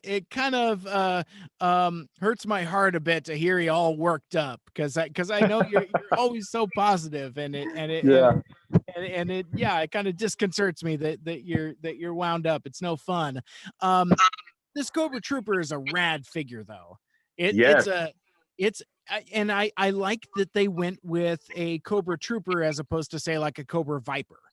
Because right, you know, I mean, we're still going to get alley vipers at some point. They're in all of the posters. So so there will be troops to be built, I suppose, but it's just, I don't know, it's just a weird mismanaged thing, I suppose. So I so I, we went way longer on any of that than I was ever expecting. It just, I just thought it would be good to go through the classified series as it stands now, just to kind of see where we're at. So before we move on, because I do have another toy related topic, but I don't want to lose this thread. Sure. Um, what what do you want to see next in classified? Who like what do you think are like the big missteps, like characters that should be part of like these first two waves or two and a half waves or however you want to look at it, this assortment, who's missing and who do you want to see in the future? Yeah, Mike. Well, I know I referenced him before, but definitely Flynn. I would love, like, he needs to be on there. And Mike, I want to. Well, Yeah, I want to. I'll ask you two questions, Mike. of course. Have you read GI Joe Sierra Morte by Michelle Fife? It's like a 3-issue miniseries that came out not too long ago. I haven't. I've seen you post about it a whole bunch when it was going on. I Sure. remember there was a time I couldn't get away from it, but Yeah. yeah, no, unfortunately I have not checked that out. I will. We'll see what we could do. I'll send you a copy of my my trade paperback because I want you to read that. But if Mike, when I'm looking at this GI Joe line, Yeah. I'm kind of thinking. Well, I want to hear who you want to see next too. But I'm kind of seeing it like these guys are tackling all the iconic hits. Like they're Yeah. getting. I the the realistic fan in me. I don't know if we'll be seeing characters from like the later years, like 1988, 1989, Right. so on and so forth. Like, so I really see them tackling all like the 80s iconic, like let's get the dreadnoughts in there. Yep. um let's get Flint, Lady J, and Stalker. And Yes. I'm kind of just like I'm at this point right now where I'm revisiting the old cartoon, and I'm going to be revisiting the comic book series and kind of just seeing like which iconic characters are we going to get. And Hmm. I think there's like a rumor too that, yeah, Flint and Lady J, Zartan, Barbecue, Yeah. and Major Blood are I think that's the next wave. So I'm really crossing my fingers. Like that's like once Flynn is in the line, Mike, I can die happy. I'm ready to go. Like that, as long as Flynn is in the line, like I am content and happy.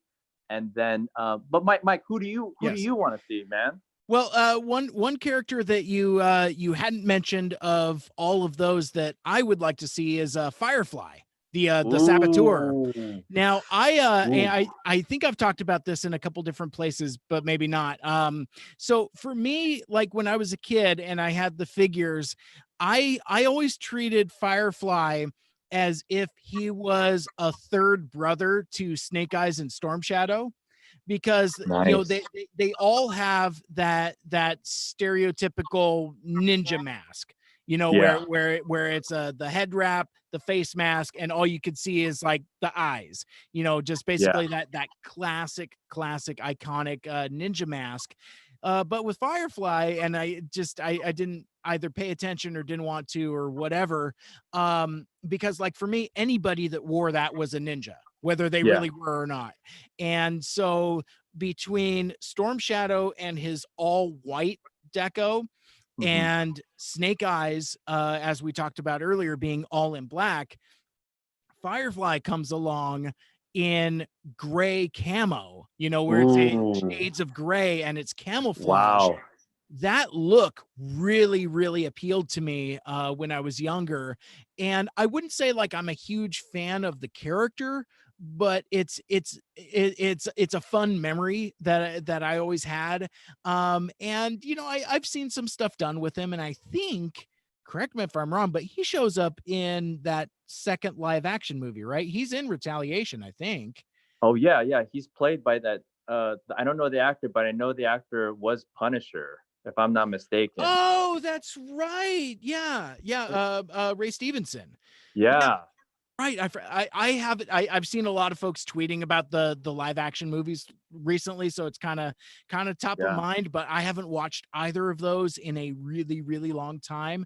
In fact, I think I've only seen Retaliation once when I saw it in the theater, and I remember really liking it because it's like Well, I mean, it's a GI Joe movie, in that like is as close to kind of trying to distill the density of the Larry Hama Yeah. stuff, Uh-huh. um, and making it palatable for movie audiences. I think they kind of thread that pretty okay. Yeah. Um, I mean, still like some of the casting choices were a little goofy. I love The Rock. I like him in just about everything, but Hmm. I'm still kind of bummed that they called him Roadblock. It's like Yeah. he could have been somebody else. Likewise, I actually felt the same way about that first movie. It's like, well, why is he heavy duty? Why couldn't he be Roadblock? I just like Roadblock. I think he's a really cool character. Yeah. Between like, the rhyming and the chef background, and just he was, again, that's what was so cool about the GI Joe team, is like, much like, again, Marvel superheroes and Transformers and all this, they just had like these, vibrant personalities that I just always thought was Right. really, really cool. Right. No, yeah, for sure, man. The I love your character choice, by the way, for Firefly. Yeah. I was getting goosebumps when you mentioned it, man. Like, cause like, yeah, he does, like, he's like that middle, like, black and white, and like there's like the gray of the world. Like Literally, yeah. he adds that like third kind of like, you have Snake Eyes, Rashikage, and then like he adds that like kind of like you don't expect, you don't know what to expect from this guy. So Yeah. that's a great choice, Mike. I Yeah. hope we get him soon in the line. I think that would be really cool. And again, all of your choices are awesome. I'd love to see a contemporary Major Blood. I'd love to see a contemporary Zartan. I definitely want to see Stalker. So if you were to pick which version of Stalker you would like to see homaged, what version would you pick? Now this is an interesting thing because I think Flint already has that beret Yeah. style, and we saw a little glimpse of how berets might be with Beachhead. Yep.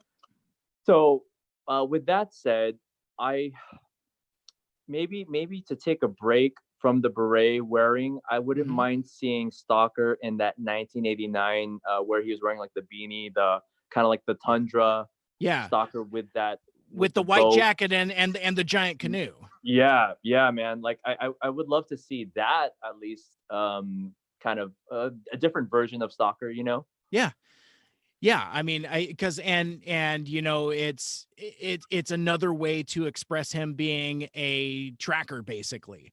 It's Yeah. like, no, he can track you through like the frozen ice, and Hmm.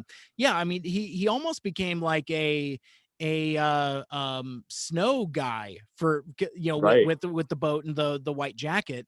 I would also like to see some snow dudes, whether Yes. it's snow job, um actually, I before you do snow job, I think you do iceberg. um Yeah. I again, and it's silly because, like, I mean, again, like, if there's a choice for diverse characters, I'll take that. Hmm. I but For sure.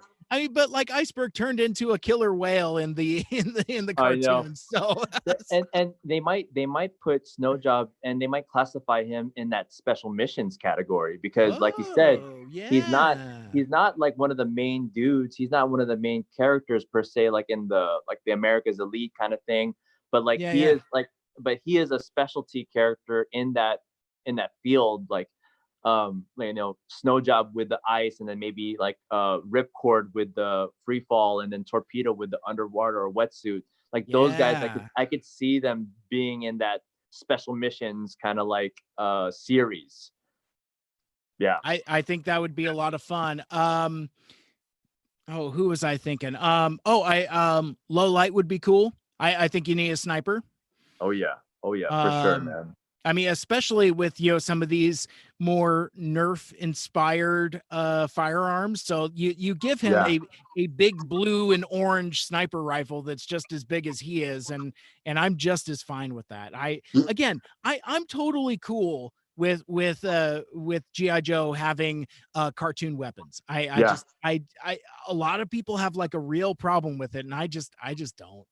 Mike, you mentioned something too that makes it interesting how Yeah. they're homaging and referencing Nerf guns. Now I kind of want to look at Nerf guns and see what kind of Joes that we could get with those characters. And like, yeah, Yeah. like I want to see the catalog now of what kind of Nerf guns do they have out there that they might kind of homage now. You know, how you could reverse engineer it. It's like, you know, do they have something big and motorized enough that you could give a saw viper, you know, something Yeah. like that. I'm wondering if they have like a Nerf shotgun too that would go with that flint Yeah, too. with And that just like, flint, yeah, or I mean, Gung Ho's already got kind of like a weird kind of like laser pulse shotgun type of yeah. thing. But yeah, you're right. Yeah, I So think like man, dude, this is awesome, man. You're yeah. opening up the floodgates of like checking those things out. Oh, very cool. I mean, so I mean, like, I mean, the thing that I mean, again, GI Joe, much like Transformers, that there's you know there's this endless sea of different characters that you can do, Hmm. and I have this feeling in my bones Hmm. that I think, unlike with Transformers, as this line continues, we're going to see all kinds of goofy characters. I don't think that okay, so like I'm sorry, I'm going all over the place, but like the problem that a lot of Transformers fans have now as toy collectors is Hmm. that it's all G1 all the time. And that you're going to get a version of Optimus. You're going to get a version of Megatron. You're going to get a version of Starscream in Yeah. every single line. I don't think that G.I. Joe is going to fall into this trap. I think it might end up following the same pattern as it did the first time around. So like you would get new versions of Destro, you would get new versions of Snake Eyes, you would get new versions of Cobra Commander, but they were always different. I mean, Yeah. look at all the different versions of Snake Eyes. You know, it's like you get to 89, I think, maybe 88. What year was the blue one with the red goggles and Oh, the hockey mask? yeah. I think that one's 91. Oh, okay. Yeah. See, Yeah, man. and it's interesting because like I don't know if this is spilling over into, you know, kind of like our GI Joe fandom, which was something that we wanted to talk about, but like Hmm. I didn't stay until the end. I don't Hmm. remember exactly what year it was, because even you telling me that Snake Eyes was 91 makes me think that it was significantly later before I tapped out. It was right about the time that like you know, like the DEA stuff, Yeah. you know, and by the time like Star Brigade comes around, I was long gone. You know, it's like Yeah. I think I just had other interests. Like, you know, I was probably like just about ready to get in high school, you know, so it's like I'm getting into, you know, music and comic books. I was really getting into comic books.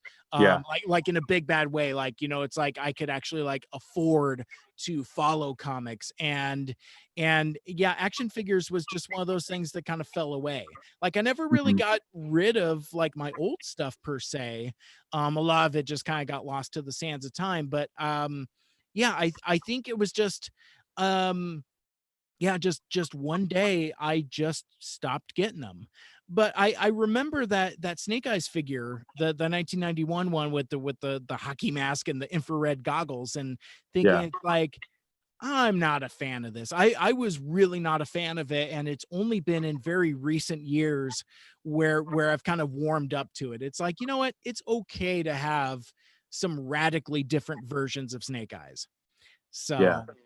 So, but anyway, that's a really long way of saying that I um I think the sky's the limit. You know, it's like, Yeah. you know, you know, maybe you get around to doing a quote unquote more traditional version of Scarlet.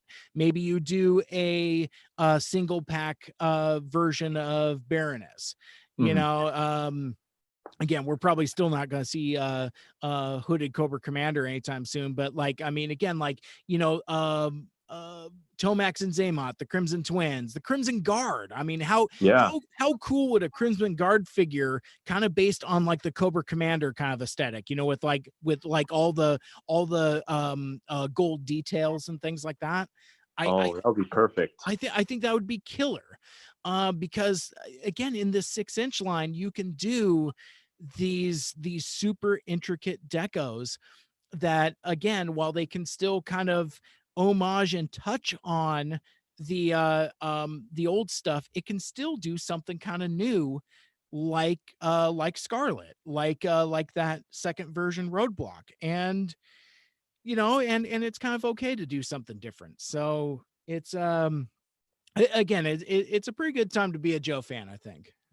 Yeah. Oh yeah, definitely. And like I said, I'm taking it as it goes, and whatever reveals happen, Yeah. I'm thankful. I am happy that GI Joe is back again, and I'm glad that we're right up we're back where we're right up there with Transformers again. We're right up there with Star Wars again, and just Yeah. I'm excited for their future, and I hope to see more from them, and I hope to see that line grow, and to see where, kind of like how Marvel Legends is now, is like Marvel Legends has been able to like do a lot of deep cuts, and Yeah. I hope that GI Joe sees long life with all of these new releases. So yeah, man, this was fun, man. Like I'm glad that we got to like talk. It's been a while. I haven't talked about like fully like go through the whole line. So Yeah. it's just it's uphill from here. Yeah. Well, and that's what I thought I would kind of do with this conversation, is just, it's like, let's take the opportunity and touch on what's there now, and then maybe do a little speculation. Now, before we wrap up and part ways, you when you talked about Marvel Legends, and it just cracked open this whole arm of thought process that I kind of forgot about as we were going along. You've also had like a pretty exciting run on Marvel Legends as well, like in terms of like Yeah. getting those characters. Like I remember, like as soon as you got your deluxe Snake Eyes, you paired him up with Wolverine, and kind of tried to create that iconic J. Scott Campbell wizard cover, and thought that was really Yeah. cool. But of that, you backed the Sentinel, the HasLab Sentinel, Yeah. and I hear rumors that you are considering changing your mind, despite your enthusiasm for the Sentinel. So to that I say, tell me more. Oh man, Mike. Well, first of all, yeah, I like Marvel Legends. They've been really catering to like, for I mentioned I'm a '90s kid, so like seeing them tackle all the X-Men characters, like the X-Men animated series, like Oh yeah.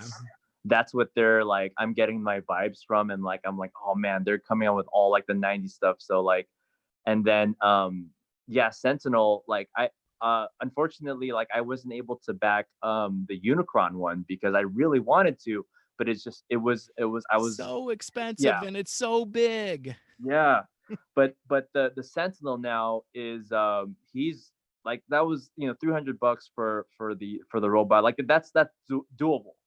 I'm able to do it. But I don't know, Mike, with this whole Target debacle that's going on, my mind started, like, if I had to choose between GI Joe and X-Men, I would choose GI Joe any Right. day. I am GI Joe. Like that is my number one love.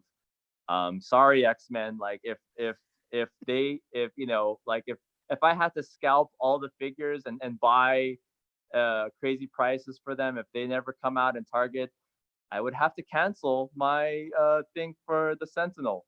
I just have to make these I have to make these tough choices, Mike. Wow. They back me this in this corner to if I have to stop one thing because there's something going on that I can't control, then That's yeah, that that's what's going on, Mike.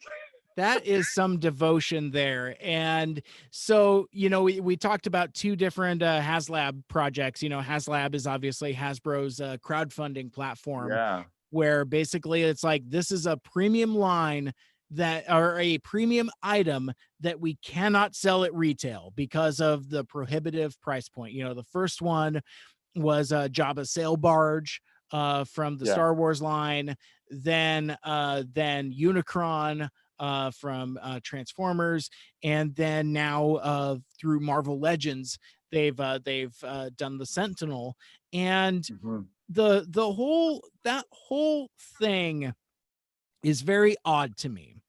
Hmm. And maybe we can kind of sort of think about closing out on this because Yeah. like um I'm baffled by the Sentinel's immediate success. And I'm trying to figure out, is it the price point? Is it because of the character it is? Is it like an army building type of thing? Because like who has multiple $300 sitting around to buy like a few Sentinels? That's just weird. Whereas Yeah. like the sail barge um went down to the wire, you know, in Yeah. terms of it being successfully funded. Unicron was extended and then still came down to the wire and arguably is one of the biggest, figuratively and literally, Yes. big time Transformers characters. So it's like Right. if there was anything that this platform was built for, it's that. And then just like, I mean, I don't know. I like X-Men comics just fine. I think the Sentinel is a cool concept. I'm glad that it's been a build a figure and there's been other versions of that. But a $300 HasLab version, I mean, Yeah. I was very nonplussed about it, but yet it like immediately funded. And like I said, I'm just kind of baffled by that success. So given all of that setup that I said, what do you make of that HasLab campaign? And then from that, let's bring it back to Joe, and this kind of gets back into your most recent podcast, and we can talk about what we think HasLab might be able to do with GI Joe. Yeah. Well, I first of all, I was very hesitant of going into Marvel Legends. Like, I wanted to just stay strictly with GI Joe, and they made this character. Like, if I said if they made this character, then I would be all in. So they made the '80s arcade Dazzler. I don't know Yeah. if you remember the Oh X-Men yeah. arcade game, and Iconic. Absolutely. I was like, okay, man, if now that they made this, I'm definitely all in. So like Marvel Legends, like the fandom, I'm not really quite sure of the fandom, but like I was able to just like kind of jump in and jump on board with these guys, like who and these guys, these guys are like the most passionate fans out there that are just supporting what they're doing and getting in, kind of just like listening to. I was watching videos by the staff, like by Dwight Stahl, Ryan, and Yeah. Dan, and kind of just like seeing where they're going with it. And um, yeah, I can't speak to like all those people that bought all that stuff, but there's an excitement going on with Marvel Legends that is definitely like there's something going on there that like I just wanted to be a part of. I wanted to enjoy it, and it's like there's sky's the limit, like you said Yeah. earlier Yeah. with the GI Joe line, and I think Marvel Legends is kind of like the veteran of the them and Transformers are the top two sellers that's been like I think whole and Star Wars I guess, but I'm just kind of excited to see that, but I want that for GI Joe.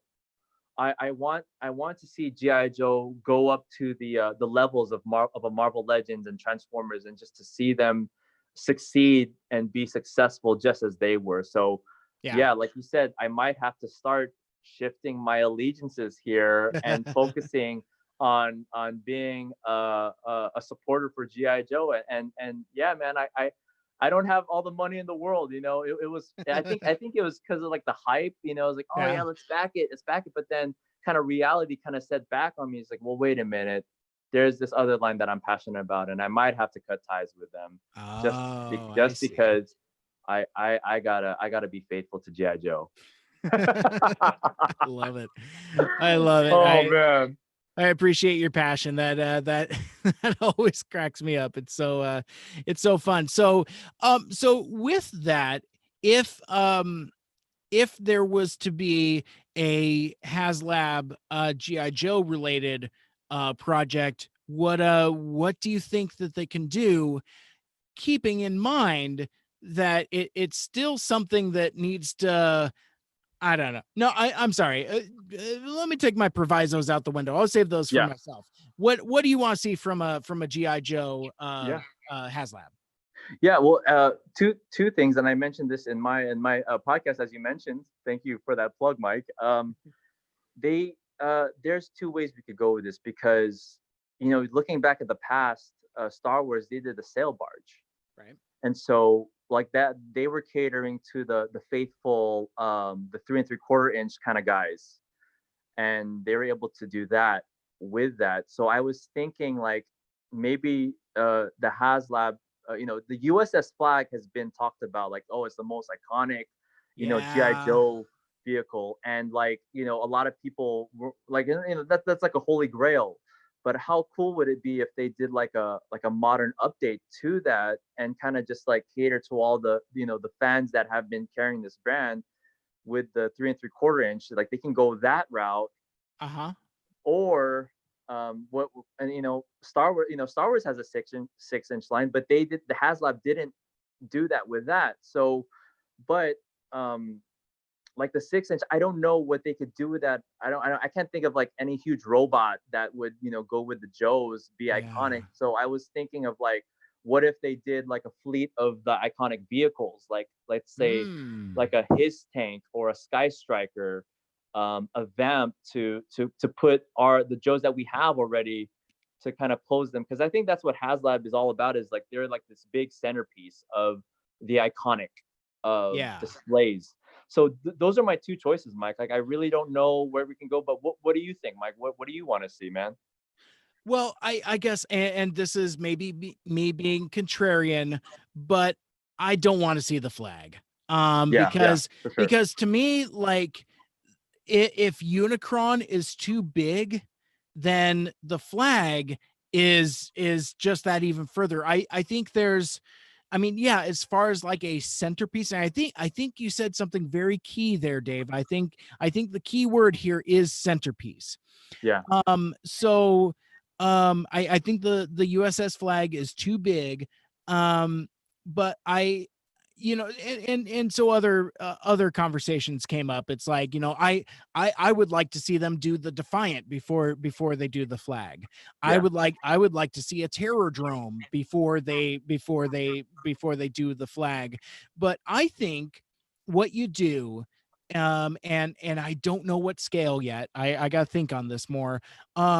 You do GI Joe headquarters, with wow, with the giant cannon in front and the place to like park your tanks that they may or may not have made at that point or something. yeah, Because like the thing that I liked about GI Joe headquarters when I was a kid is that, like, it was something that kind of spread out but wasn't too it wasn't too big. Like, it's like, you could disassemble it and put it back in your toy box pretty easily. yeah. There was bays that you can park your tank in. Not Moab. What was the name of the tank? The one, Mobat. Mobat, thank you. The, Yeah. the the one that Caleb likes that they can't remember the name of either. That the only time I can remember it is when I'm listening to Autopod Decepticast saying it's like, it's a Mobap, you fool. Nice, nice. Shout uh out to those guys. yeah, no kidding. But yeah, I mean, that's what I would like to see. I would see I would like to see a GI Joe headquarters, and I think as I'll even add another dimension to it, like you as you have like stretch goals, very Yeah, similar to how the Sentinel added new heads and a couple other figures that folks might or might not want. That's where you add vehicles. yeah, That's where you can do a tank. Maybe maybe that's where you do an Ostriker in 6-inch scale for classified. So yeah, yeah, I think I think in terms of like, I guess I'm imagining like, think of any YouTuber you want that has a bunch of display cases lined up, filled to the gills, and needing like a centerpiece. So like you have like a couple detolfs full of 6-inch classified series, and then on top of that, GI Joe headquarters as your centerpiece. Oh So my that's goodness. Yeah. that's what I'm thinking. But I agree with you. I would love to see a Sky Striker. Shoot, I would Oh man, I mean, there's so many different vehicles. I mean, because like here's the thing too, and I know I said we were gonna wrap up, but I'm getting wound up again because like there was a thing that we didn't quite talk about, in that like I didn't really talk about much about kind of like my experience growing up with Joe is like compared to Transformers, in that like the thing that I always liked about GI Joe was, I mean, the characters were great, the figures were fun, but that scale, that 3 3/4 inch scale Yeah. lent itself to some just amazing vehicles. Right. And I'm afraid that, because of like the 6-inch scale, I don't know what kind of vehicles we're going to see. I mean, I would imagine that it's going to be a lot more coil cycles. Maybe we'll get a trouble bubble if we're fortunate.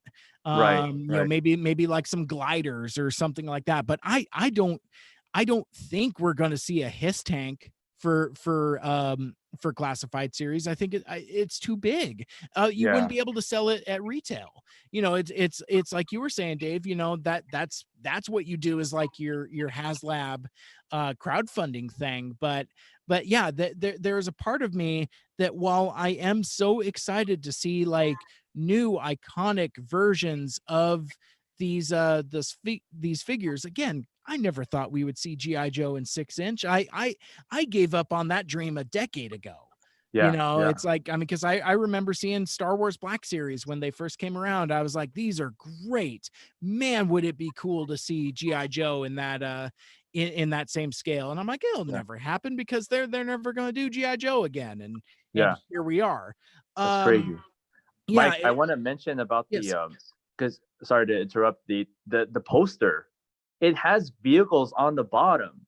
Like, so Ah, like interesting. what are they reference? Are they gonna release like the mini vehicles like by Jada Toys? But like, why would they put the vehicles down there? Like that's an also interesting hint that like, and I'm trying to like find out all these hints and stuff like that. Like, what are they gonna do with those vehicles? You know, Yeah. it's I don't know. I think you hit a note on that, Mike. I think you we have a new thing that we got to do some digging on, man. Yeah, I agree.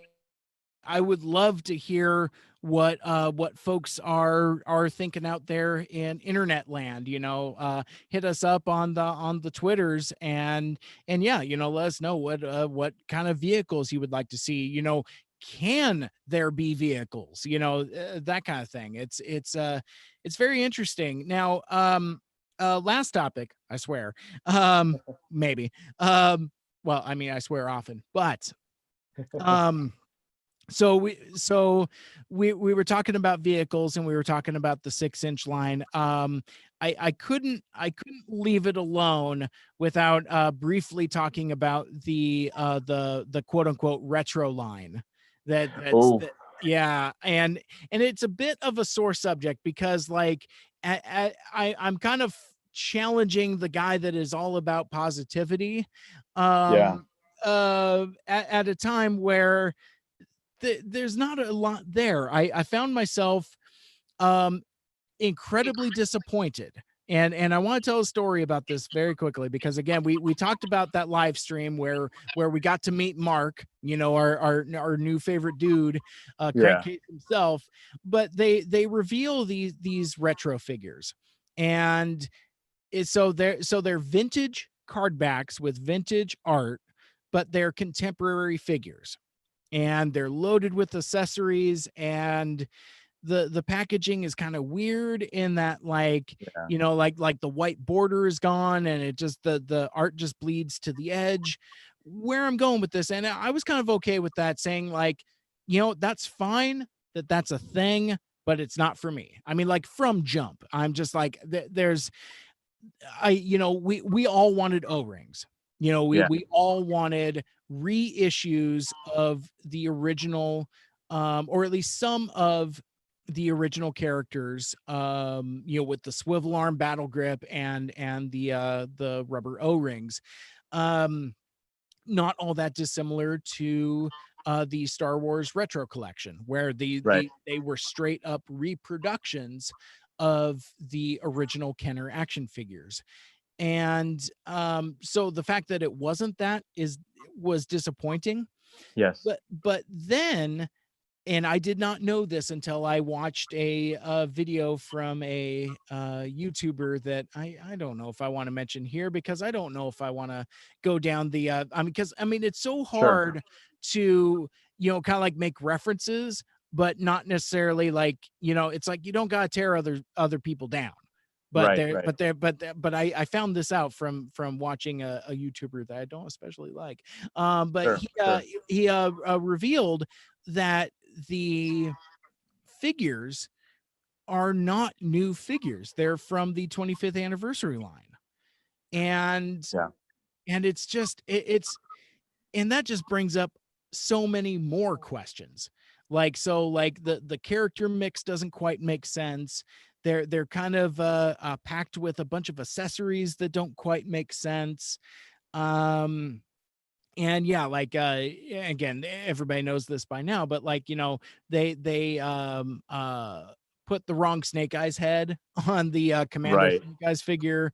And so for me it was an easy pass, but then it again, it just one of the points that were posited in this video is like, what is Hasbro doing? Yeah. It's What are you doing? exactly, it's the same thing. And the I I guess if you wanted to do um that line, that would be a way that you could do vehicles. Because I mean, again, you got the Ostriker and the His tank Right. coming with this line. But I find it very puzzling that they're kind of more or less trying to do the Star Wars model, because Star Wars is supporting both a 3 3/4 inch line and a Hmm. 6 inch line. Yeah. So is that what they're trying to do with Joe? Do I for a brand that they're kind of trying to reintroduce, it seems kind of foolish to say, you know what, not only are we going to reintroduce this, but we're going to immediately go off into two different directions and look at two different lines. That just seems odd. But also though, and I thought about this, and this is the disadvantage of being an old person from time to time, For sure. is that keeping in mind that the 25th anniversary line came out in what, 2007? Yeah. That's 13 years ago. Oh wow. So Oh my God. when you start doing that math, um, so it's I don't know how to feel about that. It's like, so you're bringing 13-year-old figures. Now, we wanted to see 25-year-old figures. So yeah, it's just one of those things where I don't quite know how to square that circle, but it's just incredibly frustrating that Yeah. yeah, I mean, it's just like, I mean, is that what that line is going to be? Because I think if it is, I would like to say it's going to die a quick death, but I don't think so, because like the pre-orders were, snapped up immediately. So that means people are buying it. And I guess where I'm going with the whole 13 years old thing is like, there are collectors that never got their opportunity at the 25th anniversary line, Right. you know? I guess, I mean, I guess I think of folks in like perhaps your age group or maybe a little younger. Yeah. It's just like, wait a sec, those are old figures. So yeah, it's but I feel very mixed on it. It's like I like that they're doing old style card backs, but it raises too many questions when you modify the card art to where it doesn't resemble the figure. And and I'm surprised more people aren't talking about this. We talked about this, that, you Yeah. know, they took off a Real American Hero. And I'm kind of surprised that some of like the darker corners of the internet haven't really picked up on that, because it seems like that's something that ugly folks would get bent out of shape about. But yeah. Yeah. I think if yeah, definitely call them out. There is a Storm Shadow that may need to replace with that line, because in the GI Joe Retaliation line they had a really good accurate Storm Shadow with, Hmm. he's like a sleeveless type, and that he's pretty expensive on the second market. Yeah. But if they were to get him, put him back in the line, like that would be a great plus. But I think as a collector for me, it's just like all the more like, okay, I I don't have to buy this. Yeah. This saves more money for me to invest in the classified. But yeah, man, like I mean Yeah. Hasbro, they should address it, and they should that's something that I'm very like, I want them to we'll support them all the way, but like, when a mistake happens, they need to like man up and just like GI Joe face it and tell us, Yeah. like the PSA, don't hide from, don't hide from a problem, address it, face it. And now like we gotta, they have to address these things. And you have every right, Mike, me and you, we both of us, all of us, we have every right to call them out when they need to get called out on. And the business life professionalism, Yeah. you got to be ready for that. So I hope there's a running change, Mike. I hope that they address some of these inconsistencies, and change some of the figures, and listen to the fans. If Yeah. they're really listening out there, they would see some of the comments, and kind of see, listen to that. So yeah, I'm with you, Mike. I'm kind of just like, like I was, yeah, trying to be excited, but Yeah. slowly just like, hey, this is reality. and and Yeah. and that's what I'm learning too. As a positive guy, I'm trying to learn to not be so positive, and to like really understand and see both sides, and listen and understand to the other people, what they think about it as well.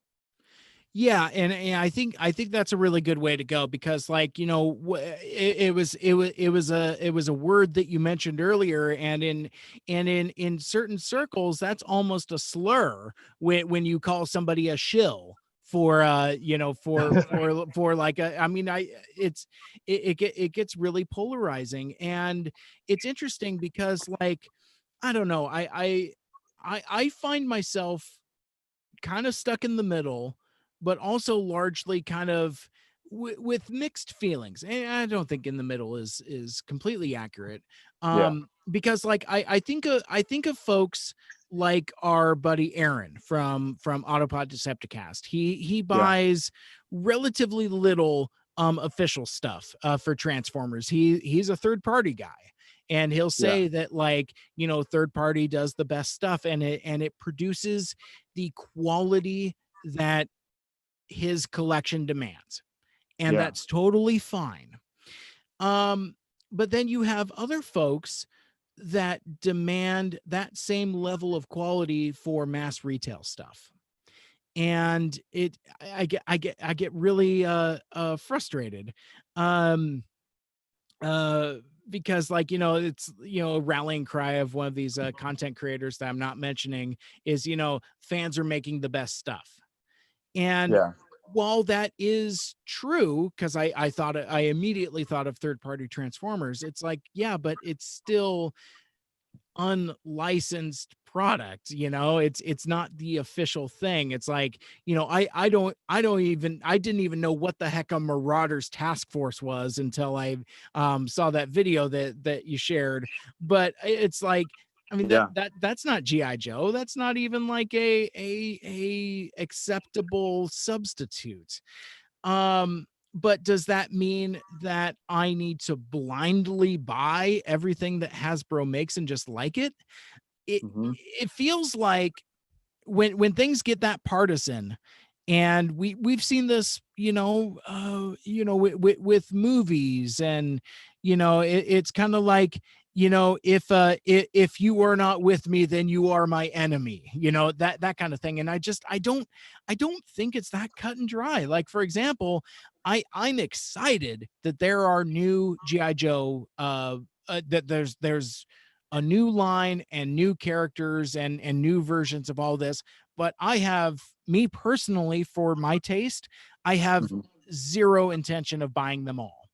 Yeah. I will buy the ones that hit my fancy when they hit my fancy. Very very similar to Transformers. It's like, I am gonna definitely get the Quintesson Judgment set, but that Yeah. doesn't, and I'm gonna be there for that 1986 movie character studio series. But that, it's funny, and I've said multiple times that we're not going to talk about Transformers, but here we are, where, you know, again, the criticism is that, well, G1 is everywhere. So you've already had the 1986 characters, they're in Earthrise, they're in Siege. And while that's true, I just want that Transformers the movie branding. So, Yeah. Oh yeah, it, definitely. Really quickly, I yeah, when they were coming out with the Titans Return, and I got that Blur, I got that Cup, but it just didn't scratch my itch. Like, no, they were not originally headmasters. So right. I wanted full disclosure, I have since sold all my I only have Springer left and Wheelie Ah, and a knob, but I've gotten rid of all my other stuff because, like, sure. I I I'm waiting for that definite studio series line. Yeah. Yeah, that the I definitive versions. Yeah, I hear Yeah. you. I hear you. And so, yeah, and I think the folks that are critical of that aren't quite seeing that. But again, that's a whole nother different arm of legislation. But my point being, though, is that I didn't buy those. Like you said, like the Titans Return Blur. I haven't bought any of those. In fact, I think the only contemporary Transformer figure I've bought recently is I have a Siege Soundwave. And that's Nice. and I like him. If I see the new Earthrise one, I missed the pre-order. But if I see an Earthrise in the wild, I'll probably buy it. Yeah. Because Soundwave.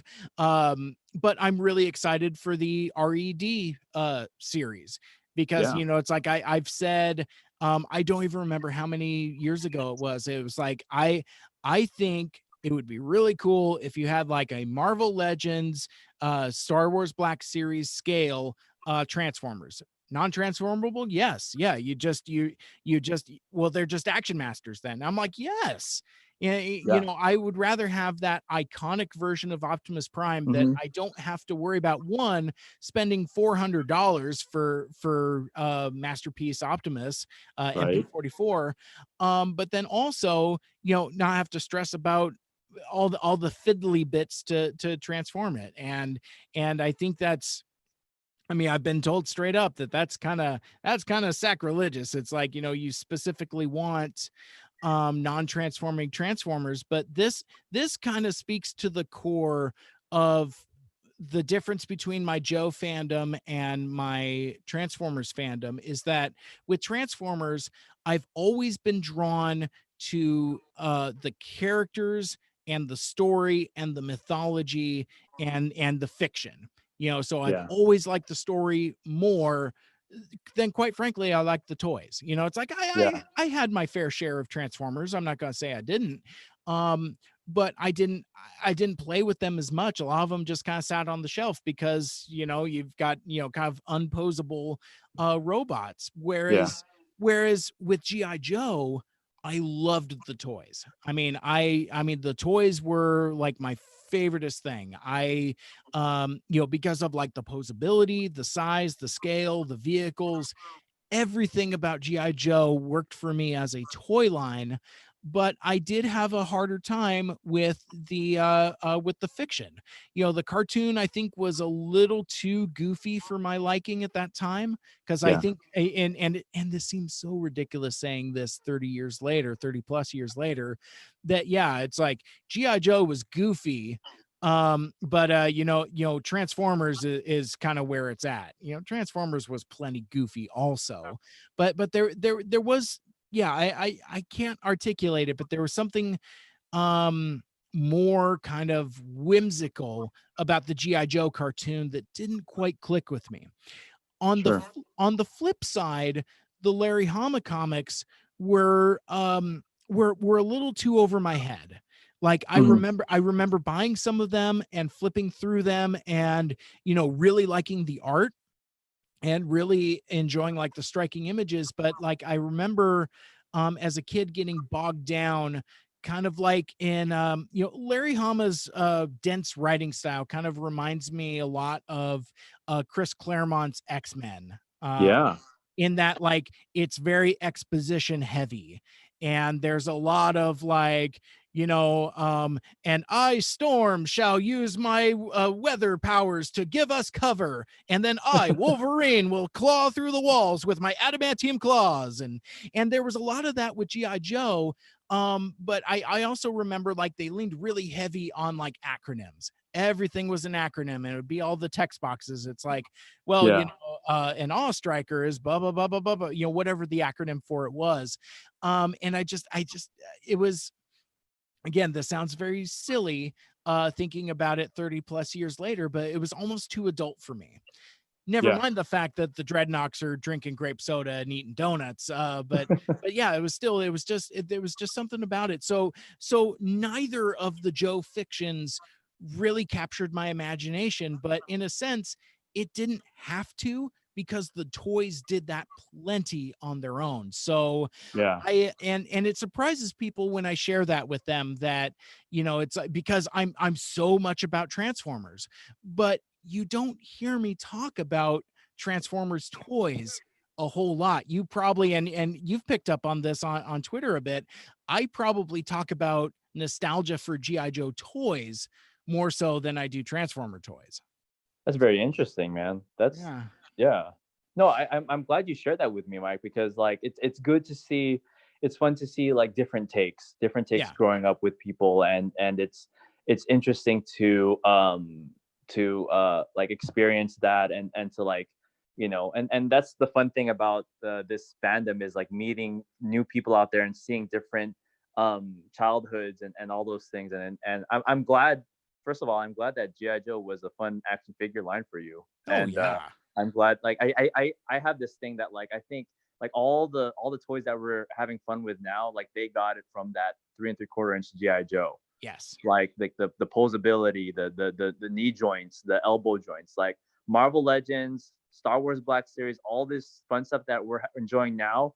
We wouldn't have that. We wouldn't have had that if it weren't for the 3 3/4 inch GI Joe. That's just my hot take. Yeah. That's my hot take right there. You Yeah, no, know, I completely agree with you, and I think really it and I don't know when the 3 3/4 inch scale dropped off, because you remember there was like this like weird like Marvel Universe line that was like 3 3/4, and they had like all kinds of bizarre character choices. Like you had like Thunderstrike and like yeah, 90s Ninja Armor Daredevil, and like, all of these bizarre characters that you never thought that you would see in that scale, much less action figures for. But it was like the timing wasn't quite right, because yeah. it just didn't work. And so, yeah, I mean, it's just, oh man, trying to play the toy speculation game is always a fun exercise.